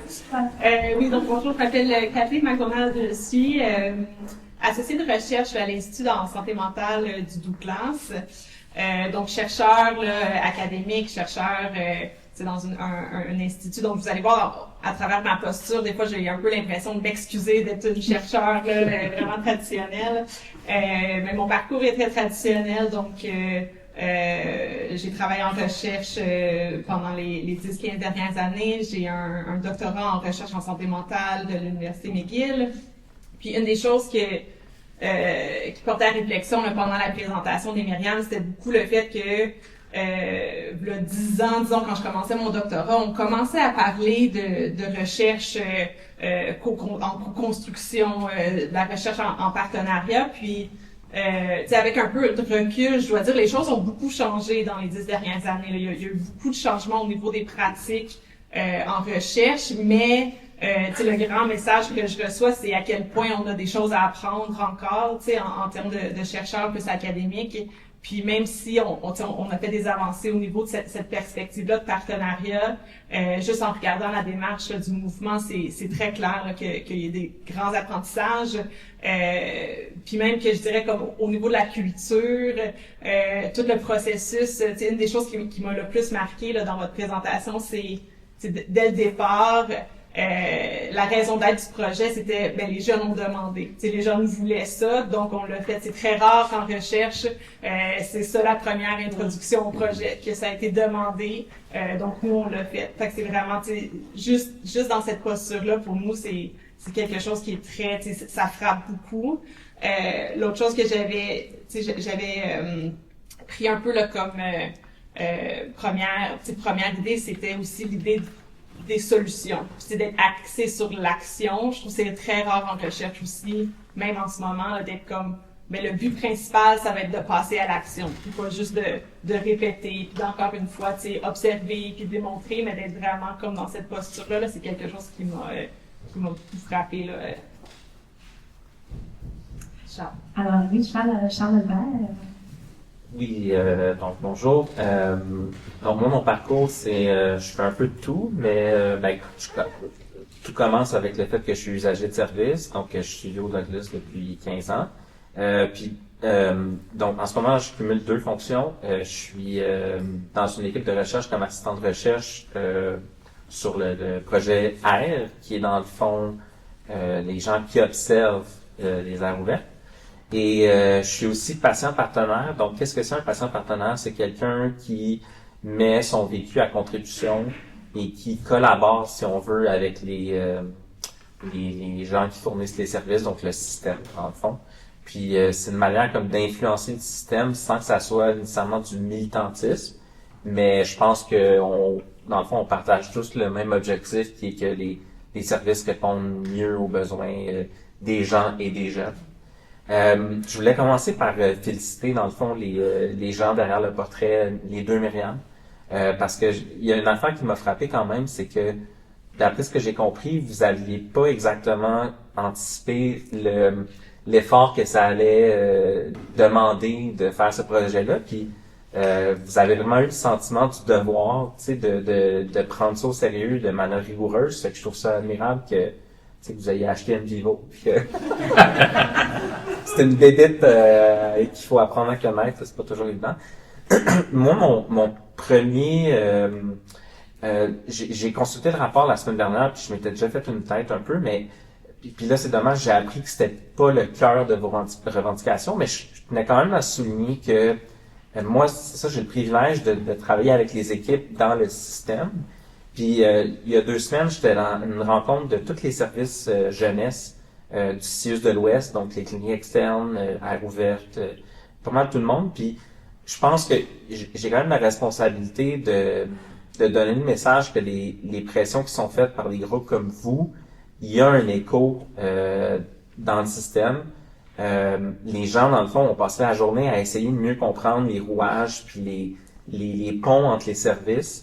Puis je pense qu'à Air ouverte, évidemment, on veut contribuer à ça. Là. On veut plus que les jeunes répètent leur histoire, etc. Donc, c'est loin d'être parfait, mais je trouve ça quand même encourageant de dire que les professionnels se mobilisent. Puis c'est grâce à des organismes comme le vôtre là, que y a des changements sur le terrain. Merci beaucoup. Puis merci d'être bien discipliné dans le temps. Là, ça va bien. Jason, donc présentation de la posture et également comment on reçoit cette démarche par, pour et avec ce matin. Ben merci. Je pense que c'est une bonne introduction que vous avez faite. Je fais partie du fameux système. Tu l'as dit tantôt. Je suis directeur dans un CIUS. Je suis actuellement directeur du programme jeunesse. J'ai été longtemps directeur santé mentale et dépendance. Puis ultimement, la fonction d'un directeur, c'est d'être à l'écoute des besoins, dans ce cas-ci des jeunes, des besoins qui sont identifiés en santé mentale, mais surtout être un porte-voix et s'assurer qu'on puisse faire des changements dans l'organisation des services. Vous l'avez dit tous les deux un peu à votre manière, il y a des progrès qui se sont faits depuis 10 ans. Tu es à l'intérieur même de l'organisation des services, tu dis, oui, mais on l'amène, la voix des jeunes. Évidemment, 850 jeunes qui nous parlent, il faut vivre ça sans jeu de mots comme un électrochoc. Il faut re-questionner nos modalités d'organisation de services. Puis je me définis à travers le temps, je suis travailleur social de formation, j'ai évidemment travaillé plus au niveau de la protection de la jeunesse, où j'ai vu des jeunes qui n'allaient pas bien au niveau de leur santé mentale et de leur santé globale. J'ai vu évidemment des parents qui ne vont pas bien trop souvent. J'ai commencé à gérer les services et j'ai vu beaucoup d'organisations de services qui se préoccupaient peu de l'impact des dysfonctionnements familiaux chez les jeunes. Et quand je dis de cette façon-là, j'ai géré une équipe qui s'appelle UPS Justice. Quand on fait de l'intervention en situation de crise auprès d'une maman ou d'un papa qui ne va pas bien et qu'on ne va pas vers les jeunes qui sont dans la maison et qui le vivent, qui sont des témoins silencieux, je peux vous dire qu'à UPS Justice, nous faisions mal notre travail. Et c'est toute une conversation engagée avec une équipe d'intervenants qui me disait « Mon client, c'est le parent. Ton client, c'est le parent. C'est les jeunes. C'est l'environnement. C'est de re-questionner nos pratiques. » Donc, je m'efforce le mieux possible à travers mes parcours professionnels. On l'a dit tantôt, les premières fois qu'un intervenant social accompagnait un policier à Emery dans un organisme communautaire, je peux vous dire qu'il y a des organismes communautaires qui étaient pas chauds à l'idée. Qui étaient vraiment pas chauds à l'idée, mais ça nous amenait un autre levier au niveau de l'intervention. Et ça, on l'apprenait par la parole, puis quand on est allé vers les personnes qui se disaient « Peut-on organiser nos services différemment? » Même chose avec les premières patrouilles mixtes. Ben, c'est des choses que nous avons mises en place au niveau de la santé mentale et de la dépendance. Que dire, je vois Bernard dans la salle, le premier tribunal santé mentale, qu'on l'appelait à l'époque, mais le programme d'accompagnement justice et santé mentale, ben on était aussi aux premières loges. Ça aussi, ça a amené plusieurs critiques et revendications. C'est loin d'être parfait. Le premier écueil pour moi, quand on a mis ça sur pied, c'était de se dire comment se fait-il qu'il faut qu'une personne soit judiciarisée pour avoir accès à des services en santé mentale rapidement, au moment où la personne va le moins bien. Pour moi, ça ne faisait aucun sens. Donc, ça amène à re-questionner toujours de façon beaucoup plus rapprochée l'organisation des services. Pour moi, une journée comme celle-là, la voix de 850 jeunes, il faut qu'on la place au centre de nos préoccupations. J'espère que plusieurs gestionnaires et décideurs vont regarder, là, je veux dire, on est filmé aujourd'hui, vont s'intéresser aux parcours qui sont faits, puis tantôt, je reviendrai là, avec le non-accès ou l'accès en santé mentale, puis peut-être les constats que j'ai pu faire. Donc, merci de m'avoir invité. Je suis privilégié d'être avec vous ce matin. Merci beaucoup, Jason. Myriam, je vais te faire terminer pour réagir sur le premier tour de parole, si tu me permets. Donc, je vais prendre mon tour de panéliste avant de te céder la parole. Donc, là, je sors de mon rôle d'animatrice pour parler du milieu communautaire. Moi, ce qui m'a vraiment frappé dans le portrait, en fait, c'est vraiment, je trouvais que la culture communautaire, si on veut, la culture alternative, même du milieu alternatif en santé mentale, ça se sentait beaucoup dans la manière de faire que le mouvement a déployé. Tu sais, partir des personnes premières concernées, c'est quelque chose qui est à la base de l'ACA, de l'Action communautaire autonome, de dire on est au service des communautés, on part de leurs besoins, on part des défis que ces personnes veulent vivre, puis on va innover, développer. Tu sais, le milieu communautaire, on n'est pas juste très bon dans les burn-out, on est aussi très fort dans le... Non, mais est-ce que je parle du burn-out parce que tu sais, des démarches comme celle-là, ça demande beaucoup d'implication et d'engagement et d'heures, des fois pas rémunérées, j'imagine. Et les gens qui travaillent au sein du réseau aussi dans le milieu communautaire, c'est des gens qui donnent beaucoup, qui croient, qui sont en mode mission un peu. C'est quelque chose qu'on voit dans ce qui a été présenté aujourd'hui. Donc, dans le milieu communautaire, le souci d'innover, de faire autrement, c'est fort aussi de dire, hey, on parle de la parole, puis c'est pas vrai parce qu'on faisait ça l'année passée qu'on va faire de la même façon. On va écouter qui sont les personnes devant nous, ce qu'elles réclament, puis on va bouger à partir de ça. Puis je pense que dans le challenge avec la parole des jeunes, souvent, c'est une parole qui est minorisée. Hein, c'est une parole qu'on prend moins au sérieux, c'est pas des gens d'expérience. Donc, il y a vraiment un vrai déséquilibre de pouvoir, un agisme là, qui est présent, qui est fort, puis qui fait en sorte que cette parole-là, elle n'est pas prise en compte. Je trouve qu'une des forces de votre démarche, c'est aussi de considérer que les jeunes ne sont pas juste des objets de recherche, mais c'est aussi des sujets de la recherche, des personnes capables d'une analyse complexe, qui sont capables de théoriser avec leurs mots à eux. Théoriser, c'est pas juste pour les chercheurs. Hein. Tous les citoyens sont capables de le faire avec leurs mots, avec leur expérience, leur expertise. Fait que je trouve que c'est vraiment des choses fortes qui sortent du portrait. C'est des choses fortes aussi qu'on porte, je crois, dans le milieu communautaire, puis qui font une des richesses du milieu de la classe, c'est d'avoir cette liberté-là d'agir, de s'adapter à partir du besoin du terrain. Fait que c'est sûr, Kathleen, quand tu parlais de la culture, tu sais, les jeunes m'ont demandé, donc on l'a fait. Moi, ce que j'espère, c'est qu'on sera capable de travailler davantage comme ça, et dans le réseau, et dans le milieu communautaire, de rester collé plus près des besoins de la population. Je trouve que le mouvement Jeunes Santé mentale, vous challengez la société à rester collée à cette parole-là, y compris quand la parole est inconfortable ou c'est loin de ce qu'on pensait que ça allait être. Il faut être à l'écoute, puis il faut agir à partir de ça ensemble, avec une solidarité intergénérationnelle aussi que vous nommez dans vos portraits. Alors, voilà un peu ce que je retenais de beau de ce que vous avez fait, puis qui faisait écho avec la culture du milieu communautaire. Alors, Myriam, peut-être, tu t'es déjà présenté un petit peu, mais peut-être... nous dire peut-être qu'est-ce que tu retiens de ce premier tour d'horizon, de ce premier accueil, puis toi, peut-être, tu es une ancienne intervenante aussi, avec ce chapeau-là. Comment tu reçois cette parole?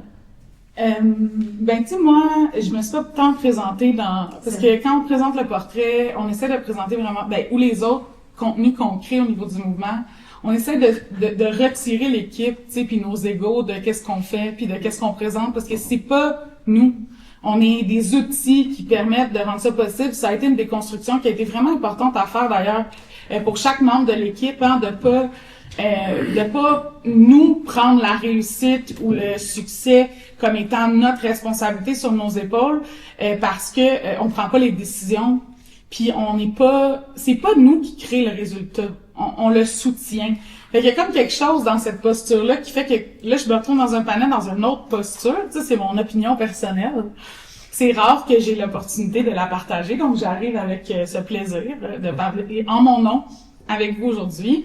Moi, j'ai travaillé 12 ans en itinérance d'abord, là, avant de... j'ai été longtemps intervenante à la vie citoyenne et communautaire dans une auberge du cœur. Donc, déjà, j'étais pas très bureau, mais je suis partie de ce travail-là pour aller au mouvement parce que j'avais des visions de façon de faire les choses que je voulais. Je disais qu'il était possible, puis on me disait que c'était pas possible d'avoir des résultats en travaillant comme ça. Donc, c'est sûr que moi, personnellement, quand j'arrive dans une présentation comme ça, on peut vous présenter le portrait. Il y a eu la réception vraiment positive là des différents milieux de ce portrait-là, de comment on le fait. Les jeunes sont incroyablement satisfaits parce que ça aussi, c'est important. Des fois, t'as un ou t'as l'autre, tu sais. C'est pas pertinent pour le contexte, mais les jeunes sont contents, ou c'est super intéressant pour des chercheurs, pour des académiques, des personnes plus plus théoricienne, comme tu dis, ou tu sais, qu'on est en mode de réflexion, mais que les jeunes après sont comme c'est pas vraiment ça qu'on voulait faire, ou on n'a pas été vraiment consultés, ou c'est pas ça nos propos, tu sais, ça arrive. Là, on a comme bien atteint les deux. Puis là, je vous entends, tu sais, répondre, puis nommer que c'est quand même pertinent dans différents espaces, puis ça a un impact. Puis c'est sûr que c'est excitant. C'est excitant d'être ici, puis tu sais, de présenter à des gens qui sont pas notre réseau immédiat de gens qui font déjà de la participation citoyenne par et pour au niveau où on aime ça se mettre les pieds dedans, tu sais, puis que vous trouvez ça, que c'est quelque chose qui est inspirant, puis qui est à atteindre, parce qu'on est honnête, Anne-Marie l'a nommé, il y a de la résistance aussi, tu sais, des fois quand on aborde ces sujets-là dans beaucoup d'espaces, mais moi je la sens beaucoup moins qu'avant. Puis tu sais, des moments comme aujourd'hui où est-ce qu'on est tous là pour parler de la pertinence puis de la valeur de ce que les jeunes ont à contribuer à notre compréhension de comment on fait les choses, puis de comment on vit les choses, puis de quelles sont les solutions. Mais moi je trouve ça vraiment cool. En tant que personne qui avait envie de travailler là-dessus puis de mettre la participation citoyenne en valeur dans mon travail, mais aussi en tant que personne qui vient présenter le portrait, puis qui trouve, moi, personnellement, que les jeunes sont incroyablement pertinents, puis que c'est pas juste de les écouter pour les écouter, parce que les solutions qu'ils proposent puis les enjeux qu'ils identifient, je pense que c'est le cœur de qu'est-ce qu'on vit en ce moment. Mais puis d'arriver avec des gens qui disent la même chose, je trouve ça vraiment plaisant. Voilà.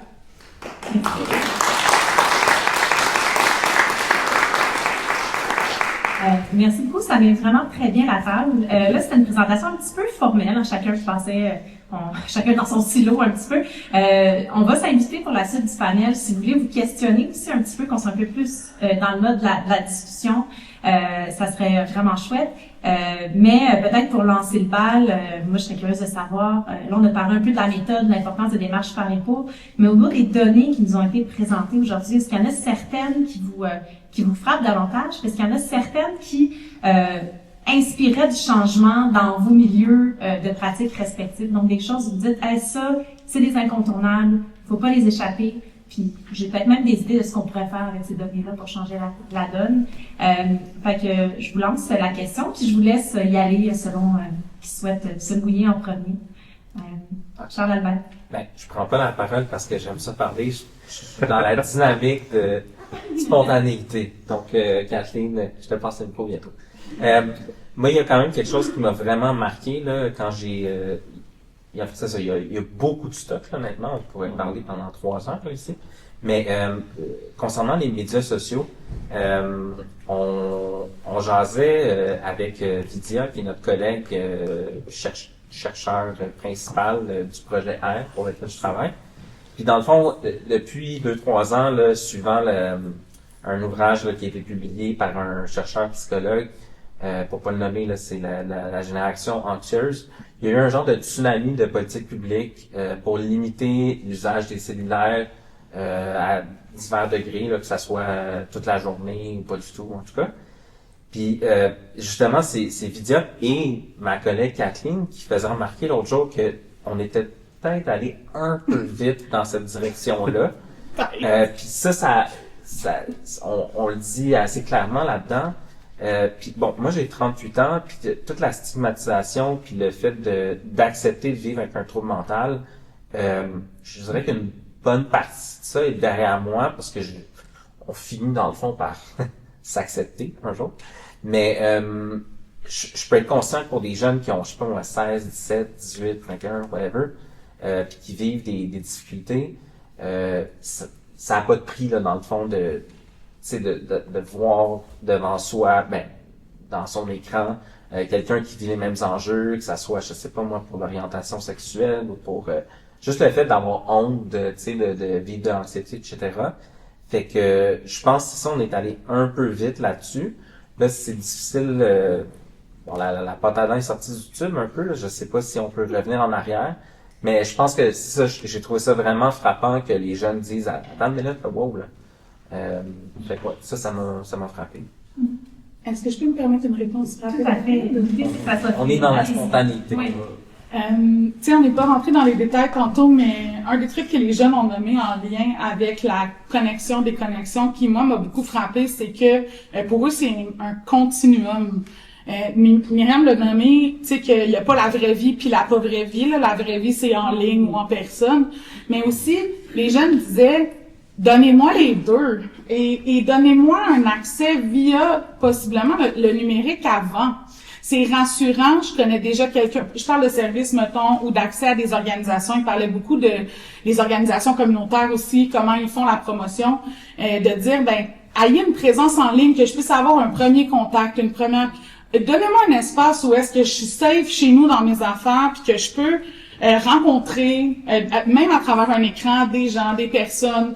Puis ensuite, le déplacement en personne ou des activités, puis qu'il y a une raison pourquoi ces portions-là sont en personne, tu sais, parce que les deux vont ensemble pour les jeunes, alors que je pense que nous, moi, je suis plus jeune, fait que je vais dire les pas jeunes, je vais avoir 40 ans, c'est plus jeune. Les moins. Les moins. C'est ça, ils m'appellent, on dit qu'on est des jeunes périmés. C'est super loqueux. C'est ça. Parce qu'on reste jeune dans nos cœurs, c'est juste qu'on a passé notre date de best before. C'est best après 40 ans aussi, donc c'est pas vrai. Merci Anne-Marie. Laisse une chance. De me rassurer. Ouais. Donc c'est ça. Donc pour moi, il y a plus un ou l'autre, on dirait. J'avais moins cette vision-là d'intégrer les choses. Puis on avait déjà commencé à l'apprendre au mouvement parce que nos comités de travail sont en visio, mais nos activités de création, ou en tout cas les tournages, ou les moments où est-ce qu'on fait l'analyse du portrait, par exemple, sont en personne. Puis pour les jeunes, il y a des valeurs à ces deux moments-là. C'est juste que ça dépend du but de ça. Mais l'idée d'utiliser tout le numérique comme un premier contact, ça, j'avais pas pensé à ça. Puis je trouve ça vraiment intéressant comme indice de façon que les organisations peuvent utiliser le numérique mieux, qui est de dire, on présente les gens, on donne des moments de rencontre, on présente les services, on fait visiter avec la caméra la maison d'hébergement. Puis là, les jeunes, il y a comme une familiarité qui s'installe, ou une connaissance, une compréhension de dans quoi ils vont aller mettre les pieds s'ils se présentent en personne. Puis selon les jeunes, c'est super aidant. Merci beaucoup, Myriam. Jason, tu vas rebondir là-dessus? Oui, ben je rebondis en quelques secondes. Moi aussi, c'est venu évidemment me chercher. Mais on aura besoin de vous pour faire certaines revendications.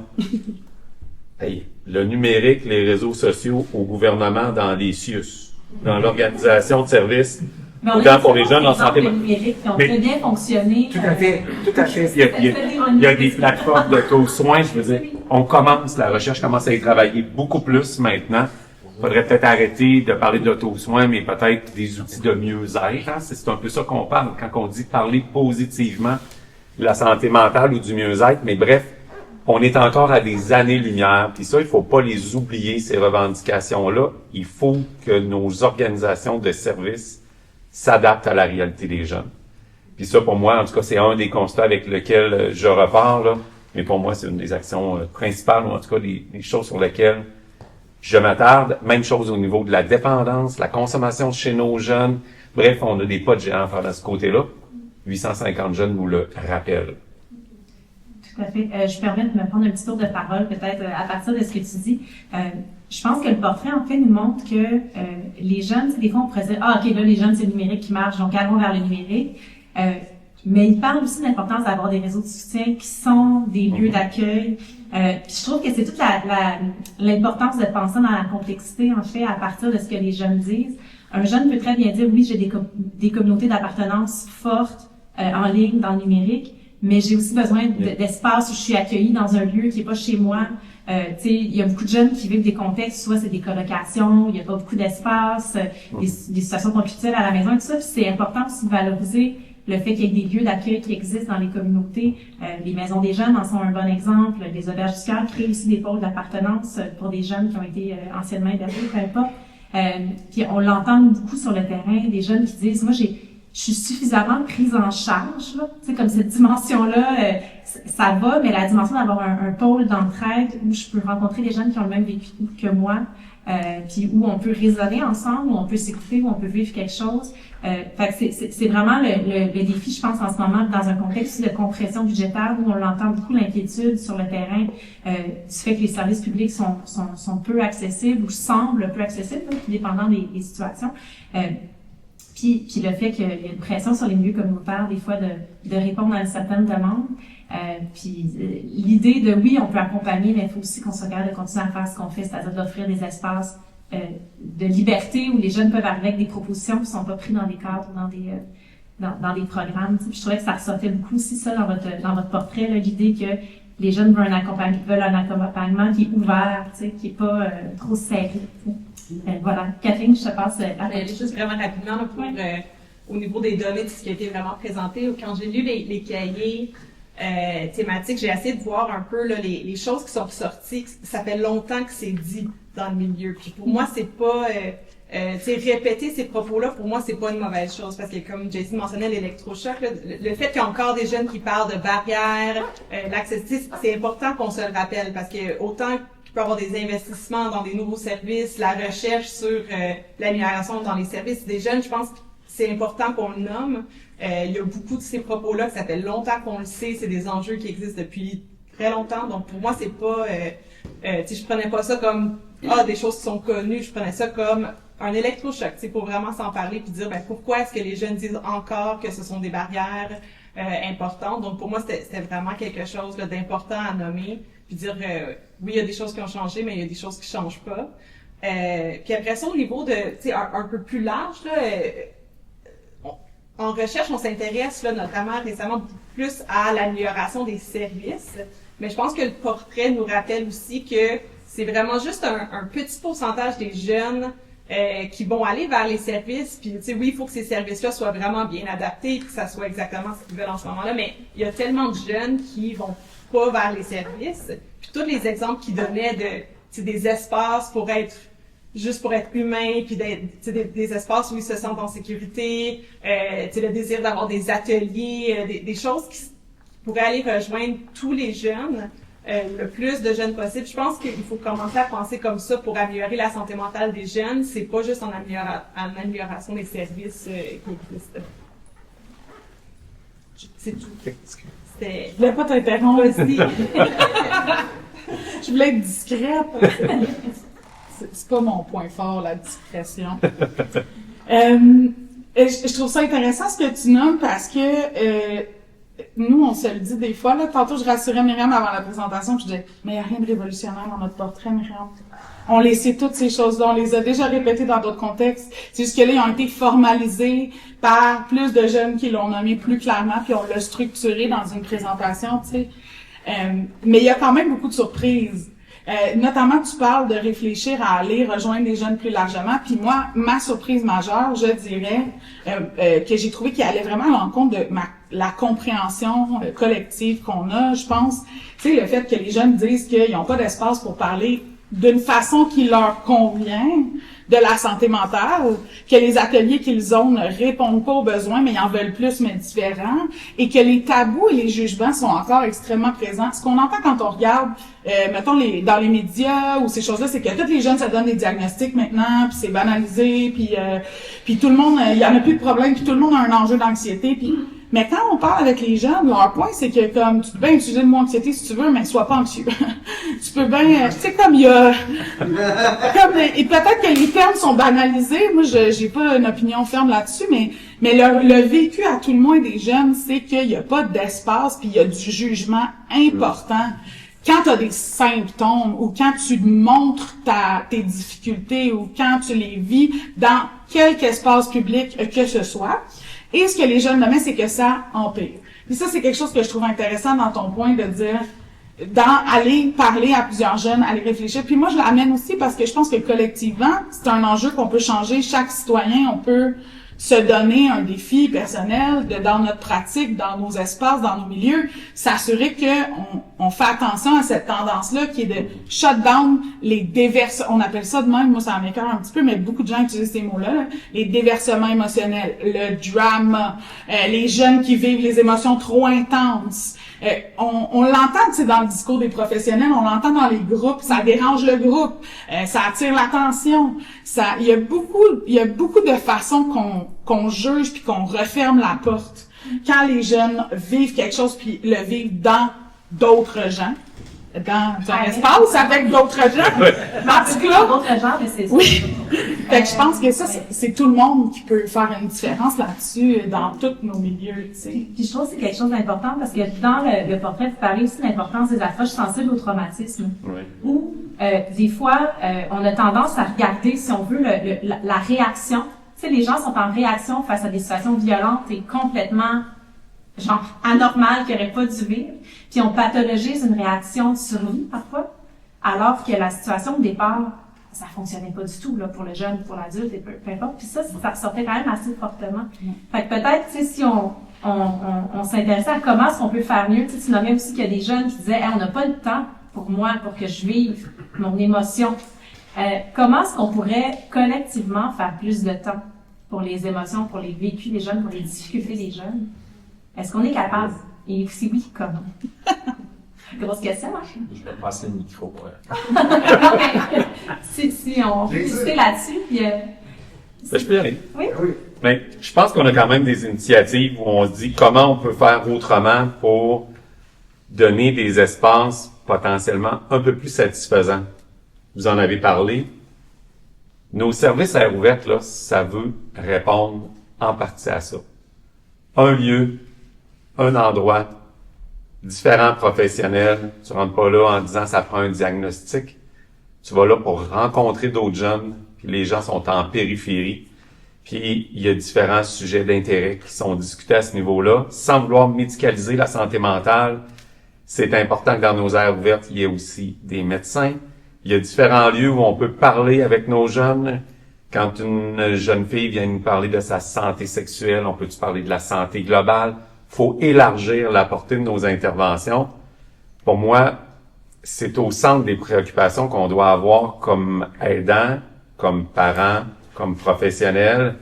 Puis ça me questionne toujours, hein, vous le savez, je suis aussi responsable de l'organisation des services, j'en parlais à la pause, là, de nos jeunes qui sont hébergés, en centre d'accueil, en foyer de groupe, en RI, dans les différentes familles d'accueil. Comment on ouvre de façon sécuritaire des enjeux particuliers qui vont plus loin que l'anxiété, puis qu'on n'ait pas à créer toutes sortes d'unités seulement dédiées à des personnes qui ont des diagnostics, des problématiques en santé mentale. Fait que bref, pour moi, c'est un défi collectif que nous avons. Je vais ouvrir sur autre chose en lien avec la discussion qu'on a. Le timing des travaux que vous avez faits pour moi est hyper intéressant et important. Il va commander, malgré ce que tu as dit, pour moi, certaines actions politiques. On se rappelle que notre plan d'action interministériel en santé mentale, là, c'est 2022-2026. Il y a 3 axes particuliers sur lesquels je vais mettre un petit peu l'emphase. Vous vous rappelez, l'axe 3, c'est le partenariat avec nos organismes communautaires. Donc, potentiellement, avec ce que les jeunes nous ont dit, on devra revisiter les différentes actions qui étaient dans ces axes-là. L'axe 4 était les actions destinées aux jeunes, aux familles, aux proches et à l'entourage. Quand vous allez revisiter le PAISM, vous allez voir que c'est beaucoup le PQPTM, différentes approches. Il va falloir amener une autre vision avec le regard des jeunes. Et l'axe 5, c'est l'amélioration de l'accès aux soins et services en santé mentale. Donc là, il va falloir jouer du coude un petit peu. On est dans un nouvel environnement avec Santé Québec. On voit le débat actuellement au niveau des médecins. On va travailler de plus en plus avec des indicateurs, mais là, nos indicateurs, là, c'est le délai d'accès en santé mentale.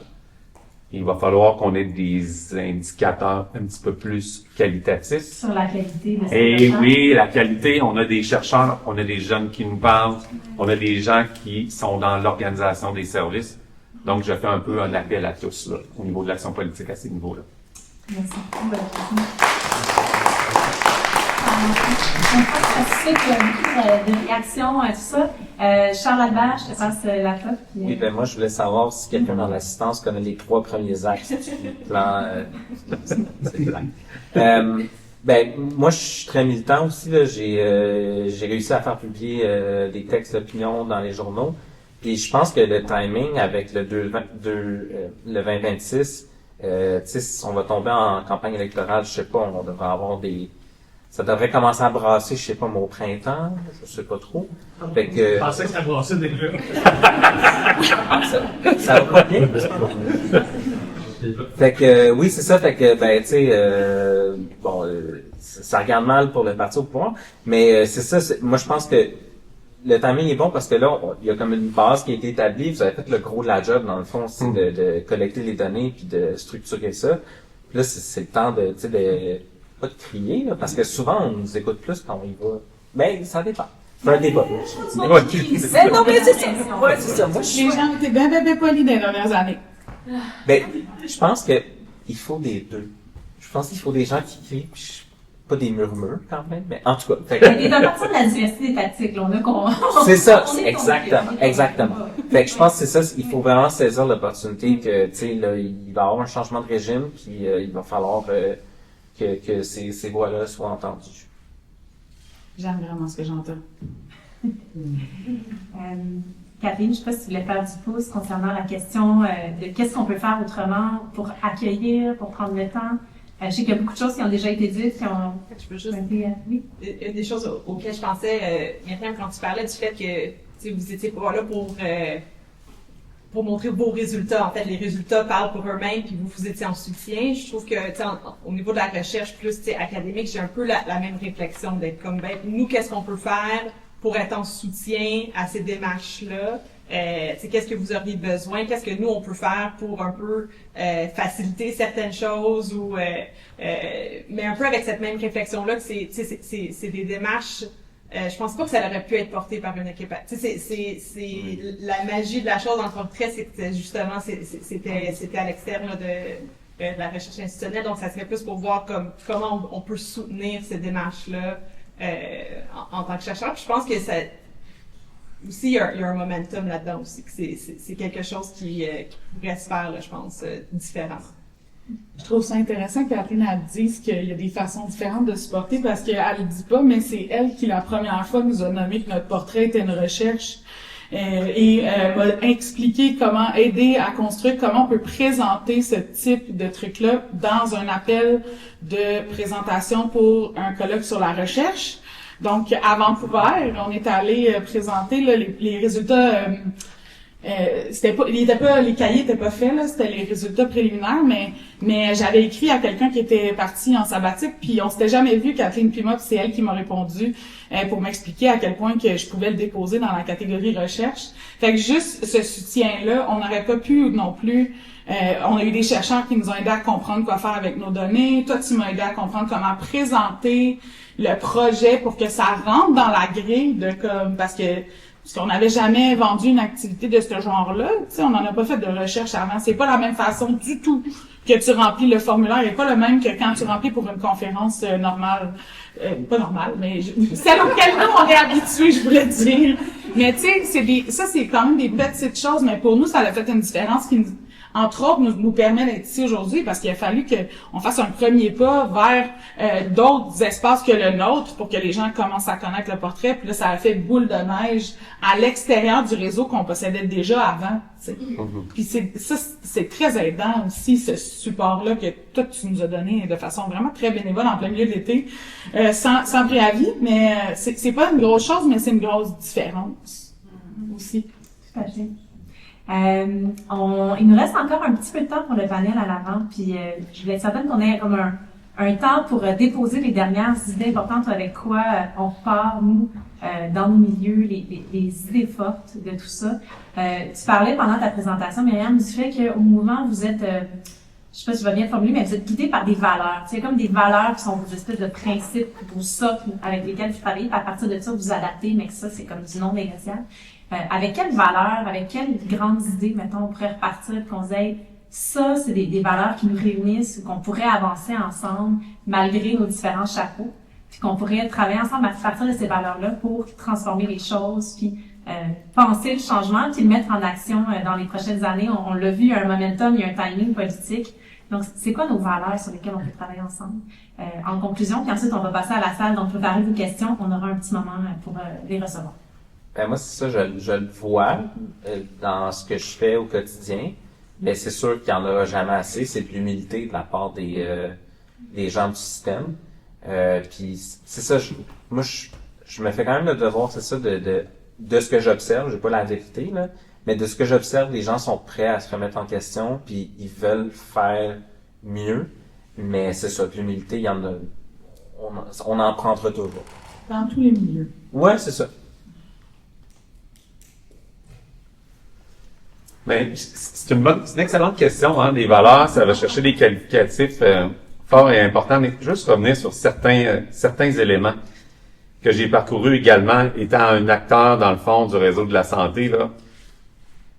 J'en reviens pas encore que les intervenants disent qu'ils sont devant un jeune qui sont débordés.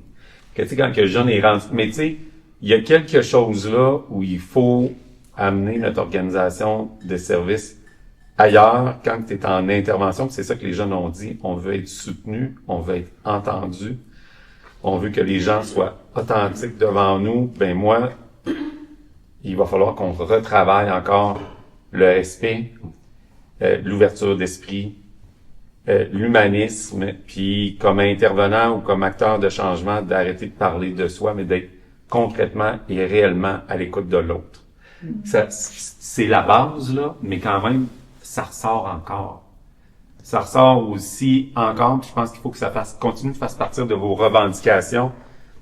Pas de diagnostic, pas de service. Je vous le dis, c'est dur de donner un accès à des services en santé globale, santé physique ailleurs, si t'as pas une maladie qu'on peut identifier. Mais ça, il faut continuer de militer avec les pédopsychiatres, avec les psychiatres. Notre organisation de services est beaucoup faite de cette façon-là. Fait que là, j'essaie de rattacher une valeur, là. Mais en tout cas, je trouve pas le bon mot, mais je pense que vous comprenez un peu là où on est actuellement dans l'organisation de services. Et c'est beaucoup moins présent dans le communautaire. Appelons ça la valeur de la création de l'espace sécuritaire. Je sais pas comment le dire différemment. Mais c'est Oui. vrai, ça fait du sens, complètement.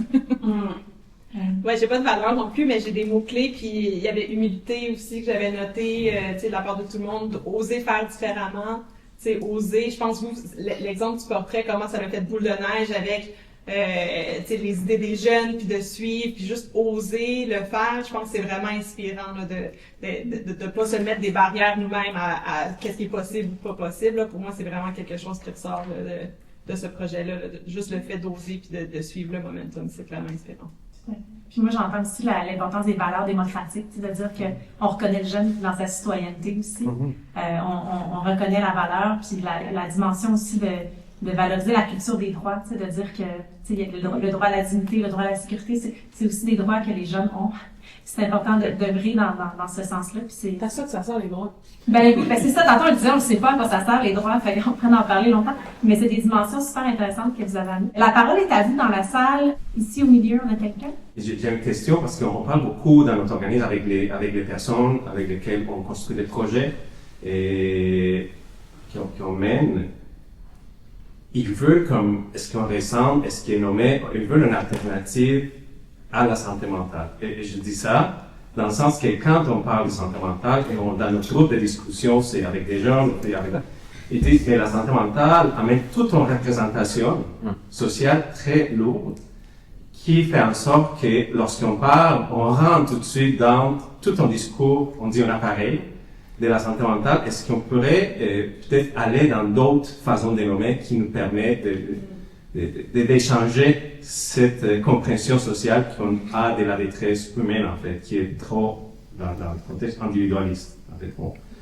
Et donc, voilà, c'est un peu ça mon commentaire. J'aimerais voir votre réaction.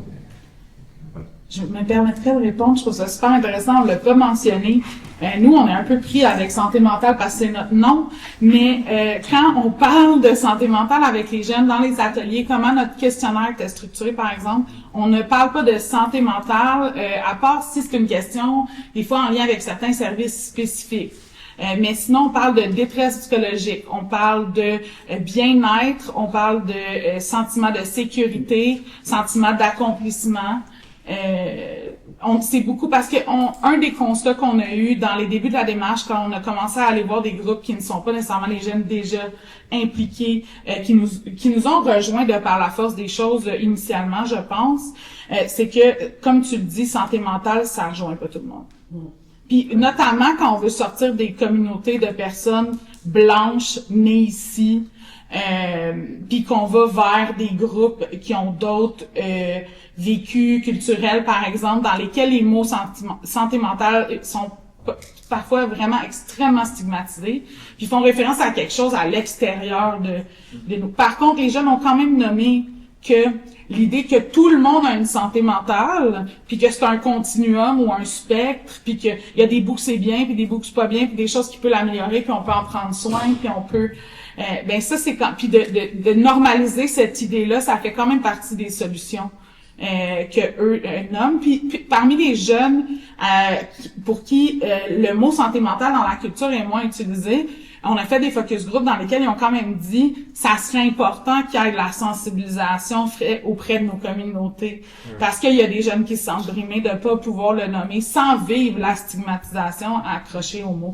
Fait que tu sais, comme tout, c'est toujours, moi, les gens aiment pas ça des fois quand je réponds parce que c'est jamais clair. Toujours de la nuance sur de la nuance sur de la nuance, mais la réalité c'est aussi que c'est un peu ça, mais fait que c'est vraiment un bon point. C'est aussi important de le nommer que de pas le nommer. C'est ça ma réponse. Ben, avant que tu finisses la phrase, j'allais dire que j'avais pas le même avis sur la question, mais finalement, on va peut-être se rejoindre. Moi, en disant ce que je veux dire, je blâme pas du tout les gens qui s'identifient pas à ce vocable-là, puis je comprends leur point de vue, mais je trouve que c'est quand même un échec dans ce qu'on peut appeler, je sais pas moi, de la vulgarisation ou de la communication, de dire ben, la fameuse phrase « on a tous une santé mentale ». Je donne un exemple. Moi, je travaille dans un autre projet de recherche avec les gens du chaînon, donc c'est des femmes en situation de précarité, violentées, etc. Puis dans les consultations qu'on a eues avec elles, c'était tout le temps ça, c'était de dire ben, la santé mentale, nous, c'est pas vraiment ça notre affaire. Puis moi, c'est ça, je dis pas qu'ils se trompent, je dis juste que je trouve juste ça dommage que ça soit pas devenu davantage un terme parapluie, parce que c'est ma définition, là. C'est peut-être pas la définition de tout le monde, mais moi, je crois sincèrement que quand on vit de l'adversité, quand on vit des enjeux, quand on veut vivre plus de bien-être, moi, j'aurais tendance personnellement à mettre ça dans la même catégorie. Mais c'est ça, il y a encore trop de gens, quand on évoque la santé mentale, qui disent OK, ben là, c'est des asiles, ou en tout cas, c'est la dépression, moi, c'est ça, je vois ça beaucoup plus largement, la santé mentale. Puis je pense que les femmes dont tu parles, elles ont fait une résistance à la fixité du critère diagnostique. On a l'impression des fois que quand on reçoit un diagnostic, c'est comme quelque chose qui nous définit comme notre signe astrologique. C'est ça qu'on est maintenant et pour toujours. Tandis qu'il y a des femmes qui sont survivantes de violences conjugales ou qui ont vécu des situations socio-économiques qui n'ont pas de bon sens, elles vont peut-être plus vouloir être comprises comme étant des femmes qui ont survécu ou qui vivent un contexte difficile puis qui ont des réactions fortes face à ce contexte-là, que des femmes porteuses de quelque chose qui est comme plus dans le mental. Fait que c'est, en tout cas, on peut partir dans un long débat, mais j'ai l'impression que des fois la résistance peut venir de ça aussi. Les mots sont très importants, puis je veux dire, si quelqu'un prend un mot puis se l'octroie, je peux pas être contre ça, là. Merci beaucoup pour vos propos. C'était vraiment très nourrissant. Ça collait à toutes mes réflexions que j'ai depuis. Moi, j'ai travaillé pendant 25 ans dans le milieu comme intervenante en santé mentale. Maintenant, je m'implique dans un organisme par, pour et avec. Je coanime des groupes d'entendeurs de voix. Que oui, la question du langage est très importante. Ça change toute la donne. Puis, tu sais, si on pense à l'histoire de la psychiatrie elle a été créée pour contrôler ce qui dérange. C'est pas la question du soin est souvent très très loin, et de recréer des espaces. Puis, de par moi souvent je me dis mon Dieu, comment ça j'ai pas utilisé ça auparavant, l'entraide. J'ai été longtemps que j'étais dans du 1 à 1 avec des professionnels, puis on accompagne. Puis maintenant, je me retrouve dans à animer plusieurs groupes d'entraide. Puis je vois toute la richesse, puis ce que j'entendais dans ce que vous avez dans le portrait et tout, c'est ce besoin-là de résonance avec les autres, le besoin d'appartenance. Puis je pense que les groupes d'entraide, ce qui est beau, comme là on vient d'en partir un au Rebond, là, l'organisme dans lequel je suis impliquée, qui est pour les jeunes hypersensibles. Ça aussi, c'est une autre façon de nommer une réalité. Hein. L'hypersensibilité, c'est quelque chose de beau à avoir dans notre société, c'est pas un problème. Puis on peut en parler autrement qu'en étant un problème. C'est ça. Puis que c'est l'entraide, je trouve, je me rends compte que c'est quand même quelque chose qui est accessible pour bien des gens. Il suffit d'avoir une volonté, puis de mettre les gens ensemble, d'avoir un espace, puis de le faire. Que je voulais juste vous entendre un petit peu là, par rapport à la question, justement, comment vous voyez les groupes d'entraide, de mettre en place des groupes d'entraide. C'est quelque chose que vous voyez qui est facile et accessible. Ben, je vais me permettre. Chez les jeunes, il faut juste faire attention. Moi, je pense que ce qu'ils nous disent, c'est que tout fonctionne pas pour tout le monde. Puis autant il y en a pour qui les groupes d'entraide fonctionnent, autant il y en a pour qui, tu sais, il y a un autre besoin. Je vais me permettre de préciser parce que je voulais le faire tantôt, mais je voulais pas interrompre la discussion. Mais à plusieurs moments, on a parlé de que notre focus c'est plus nécessairement les services ou que on lutte à la médicalisation. Fait que, tu sais, mais dans les services, mais je veux juste clarifier que nous, quand on parle de lutte à la médicalisation, on nomme pas que les services sont pas bons, là. Il y a des gens pour qui même les diagnostics, la médication répond aux besoins. Notre constat, c'est quel sens ces personnes-là donnent au diagnostic, aux mots, à la médication. Est-ce que ça marche pour eux? Est-ce qu'ils en voulaient? Est-ce qu'ils ont eu le choix? Est-ce qu'on leur a donné des options? Est-ce que les effets secondaires sont pires que la médic qu'ils reçoivent? Est-ce que un groupe de soutien, on en a des jeunes qui demandent des services individuels puis ils se font proposer que ça, des guides d'autogestion, auto-soin, c'est ça.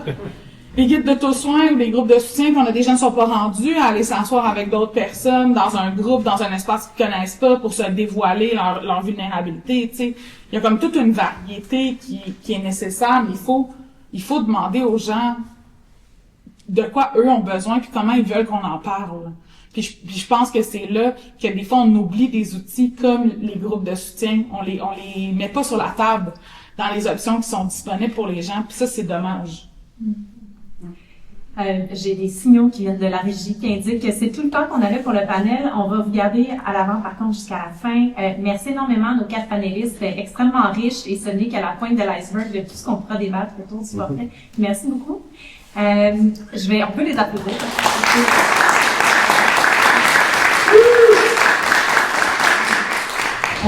Je vais inviter Martin Goyette à revenir à l'avant, mais avant qu'il prenne la parole pour le mot de la fin, je voulais simplement partager quelques remerciements pour avoir rendu cet événement-là possible aujourd'hui. Le Conservatoire de musique de Montréal qui nous a permis d'être dans cette magnifique salle de récital, la Direction des ressources matérielles et de gestion contractuelle de l'ENAP, merci beaucoup pour le soutien. Bernard Saint-Jacques, l'organisateur, concepteur et coordonnateur de cette conférence à l'initiative de la chaire Réseau de recherche sur la jeunesse du Québec, nos 4 panélistes donc, qui ont généreusement accepté d'être avec nous aujourd'hui, ainsi que le mouvement Jeunes et Santé Mentale qui nous a offert toutes ces données, cette présentation et cette vision avec laquelle on va repartir dans notre petite poche. Donc, merci beaucoup. Et je cède la parole à Martin Goyette avant de... On terminera avec Myriam pour le mot de la fin. Merci beaucoup. Oui, merci beaucoup.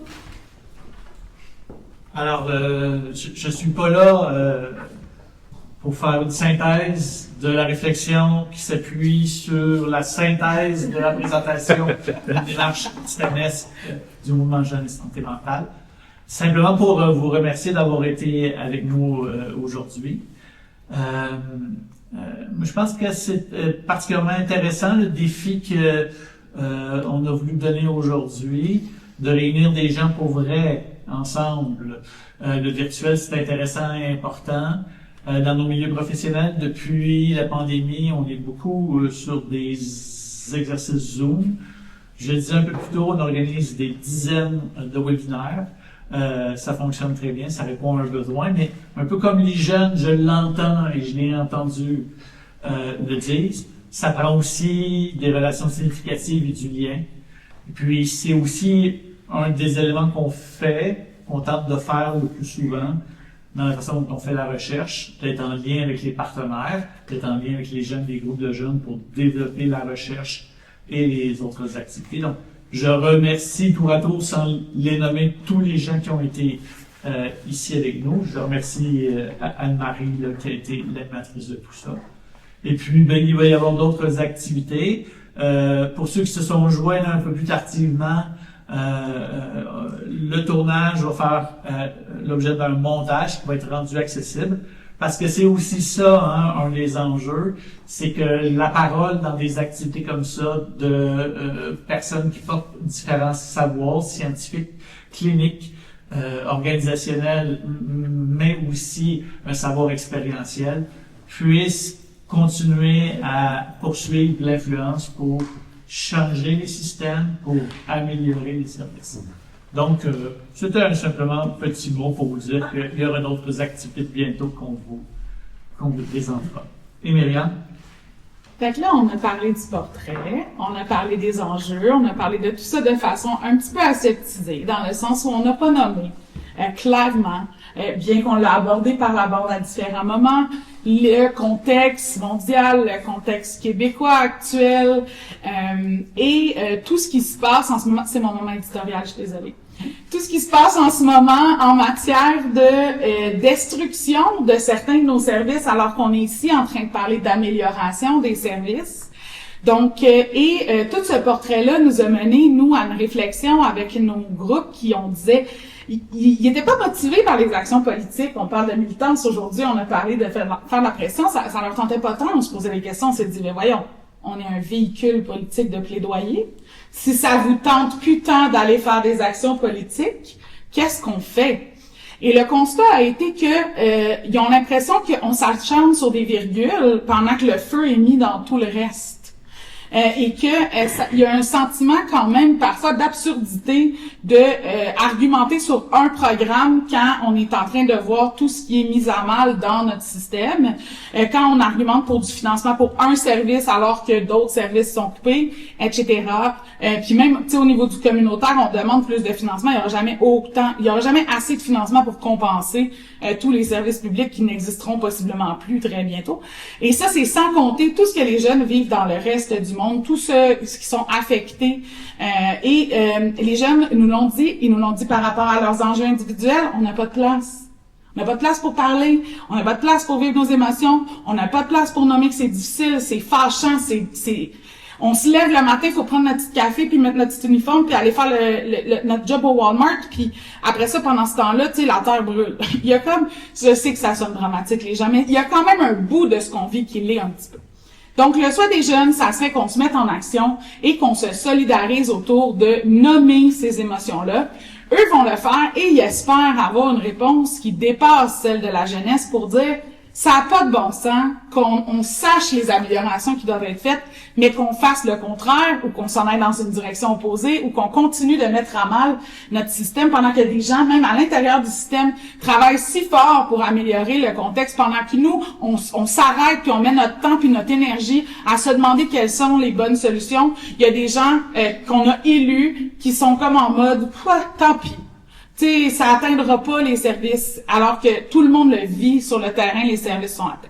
Donc, on va descendre dans la rue, dans les prochains mois, pour aller dire, ça n'a pas de sens, la destruction de notre filet social, de nos services, on est fâchés, on est tannés, puis on veut se solidariser autour de dire, donnez-nous, nos élites politiques, les gens qu'on élu, des solutions collectives porteuses d'espoir.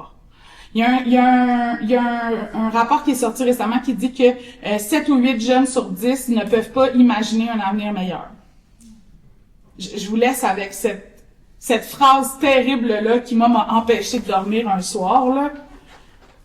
Ils veulent pouvoir dire que c'est terrible de pas pouvoir imaginer un avenir meilleur, puis ils espèrent que vous allez être avec eux pour sortir dans la rue, ou sortir dans les médias, ou sortir dans une lettre ouverte, ou juste mettre un petit logo sur vos documents, puis vos sites, puis vos réseaux sociaux pour dire « On est avec vous, ça n'a pas de sens qu'on fait à l'avenir, c'est fâchant, puis on va le dire ensemble, puis on va se solidariser autour de ça. » Donc, on vous invite pour la suite. On va vous envoyer ça, s'il vous plaît.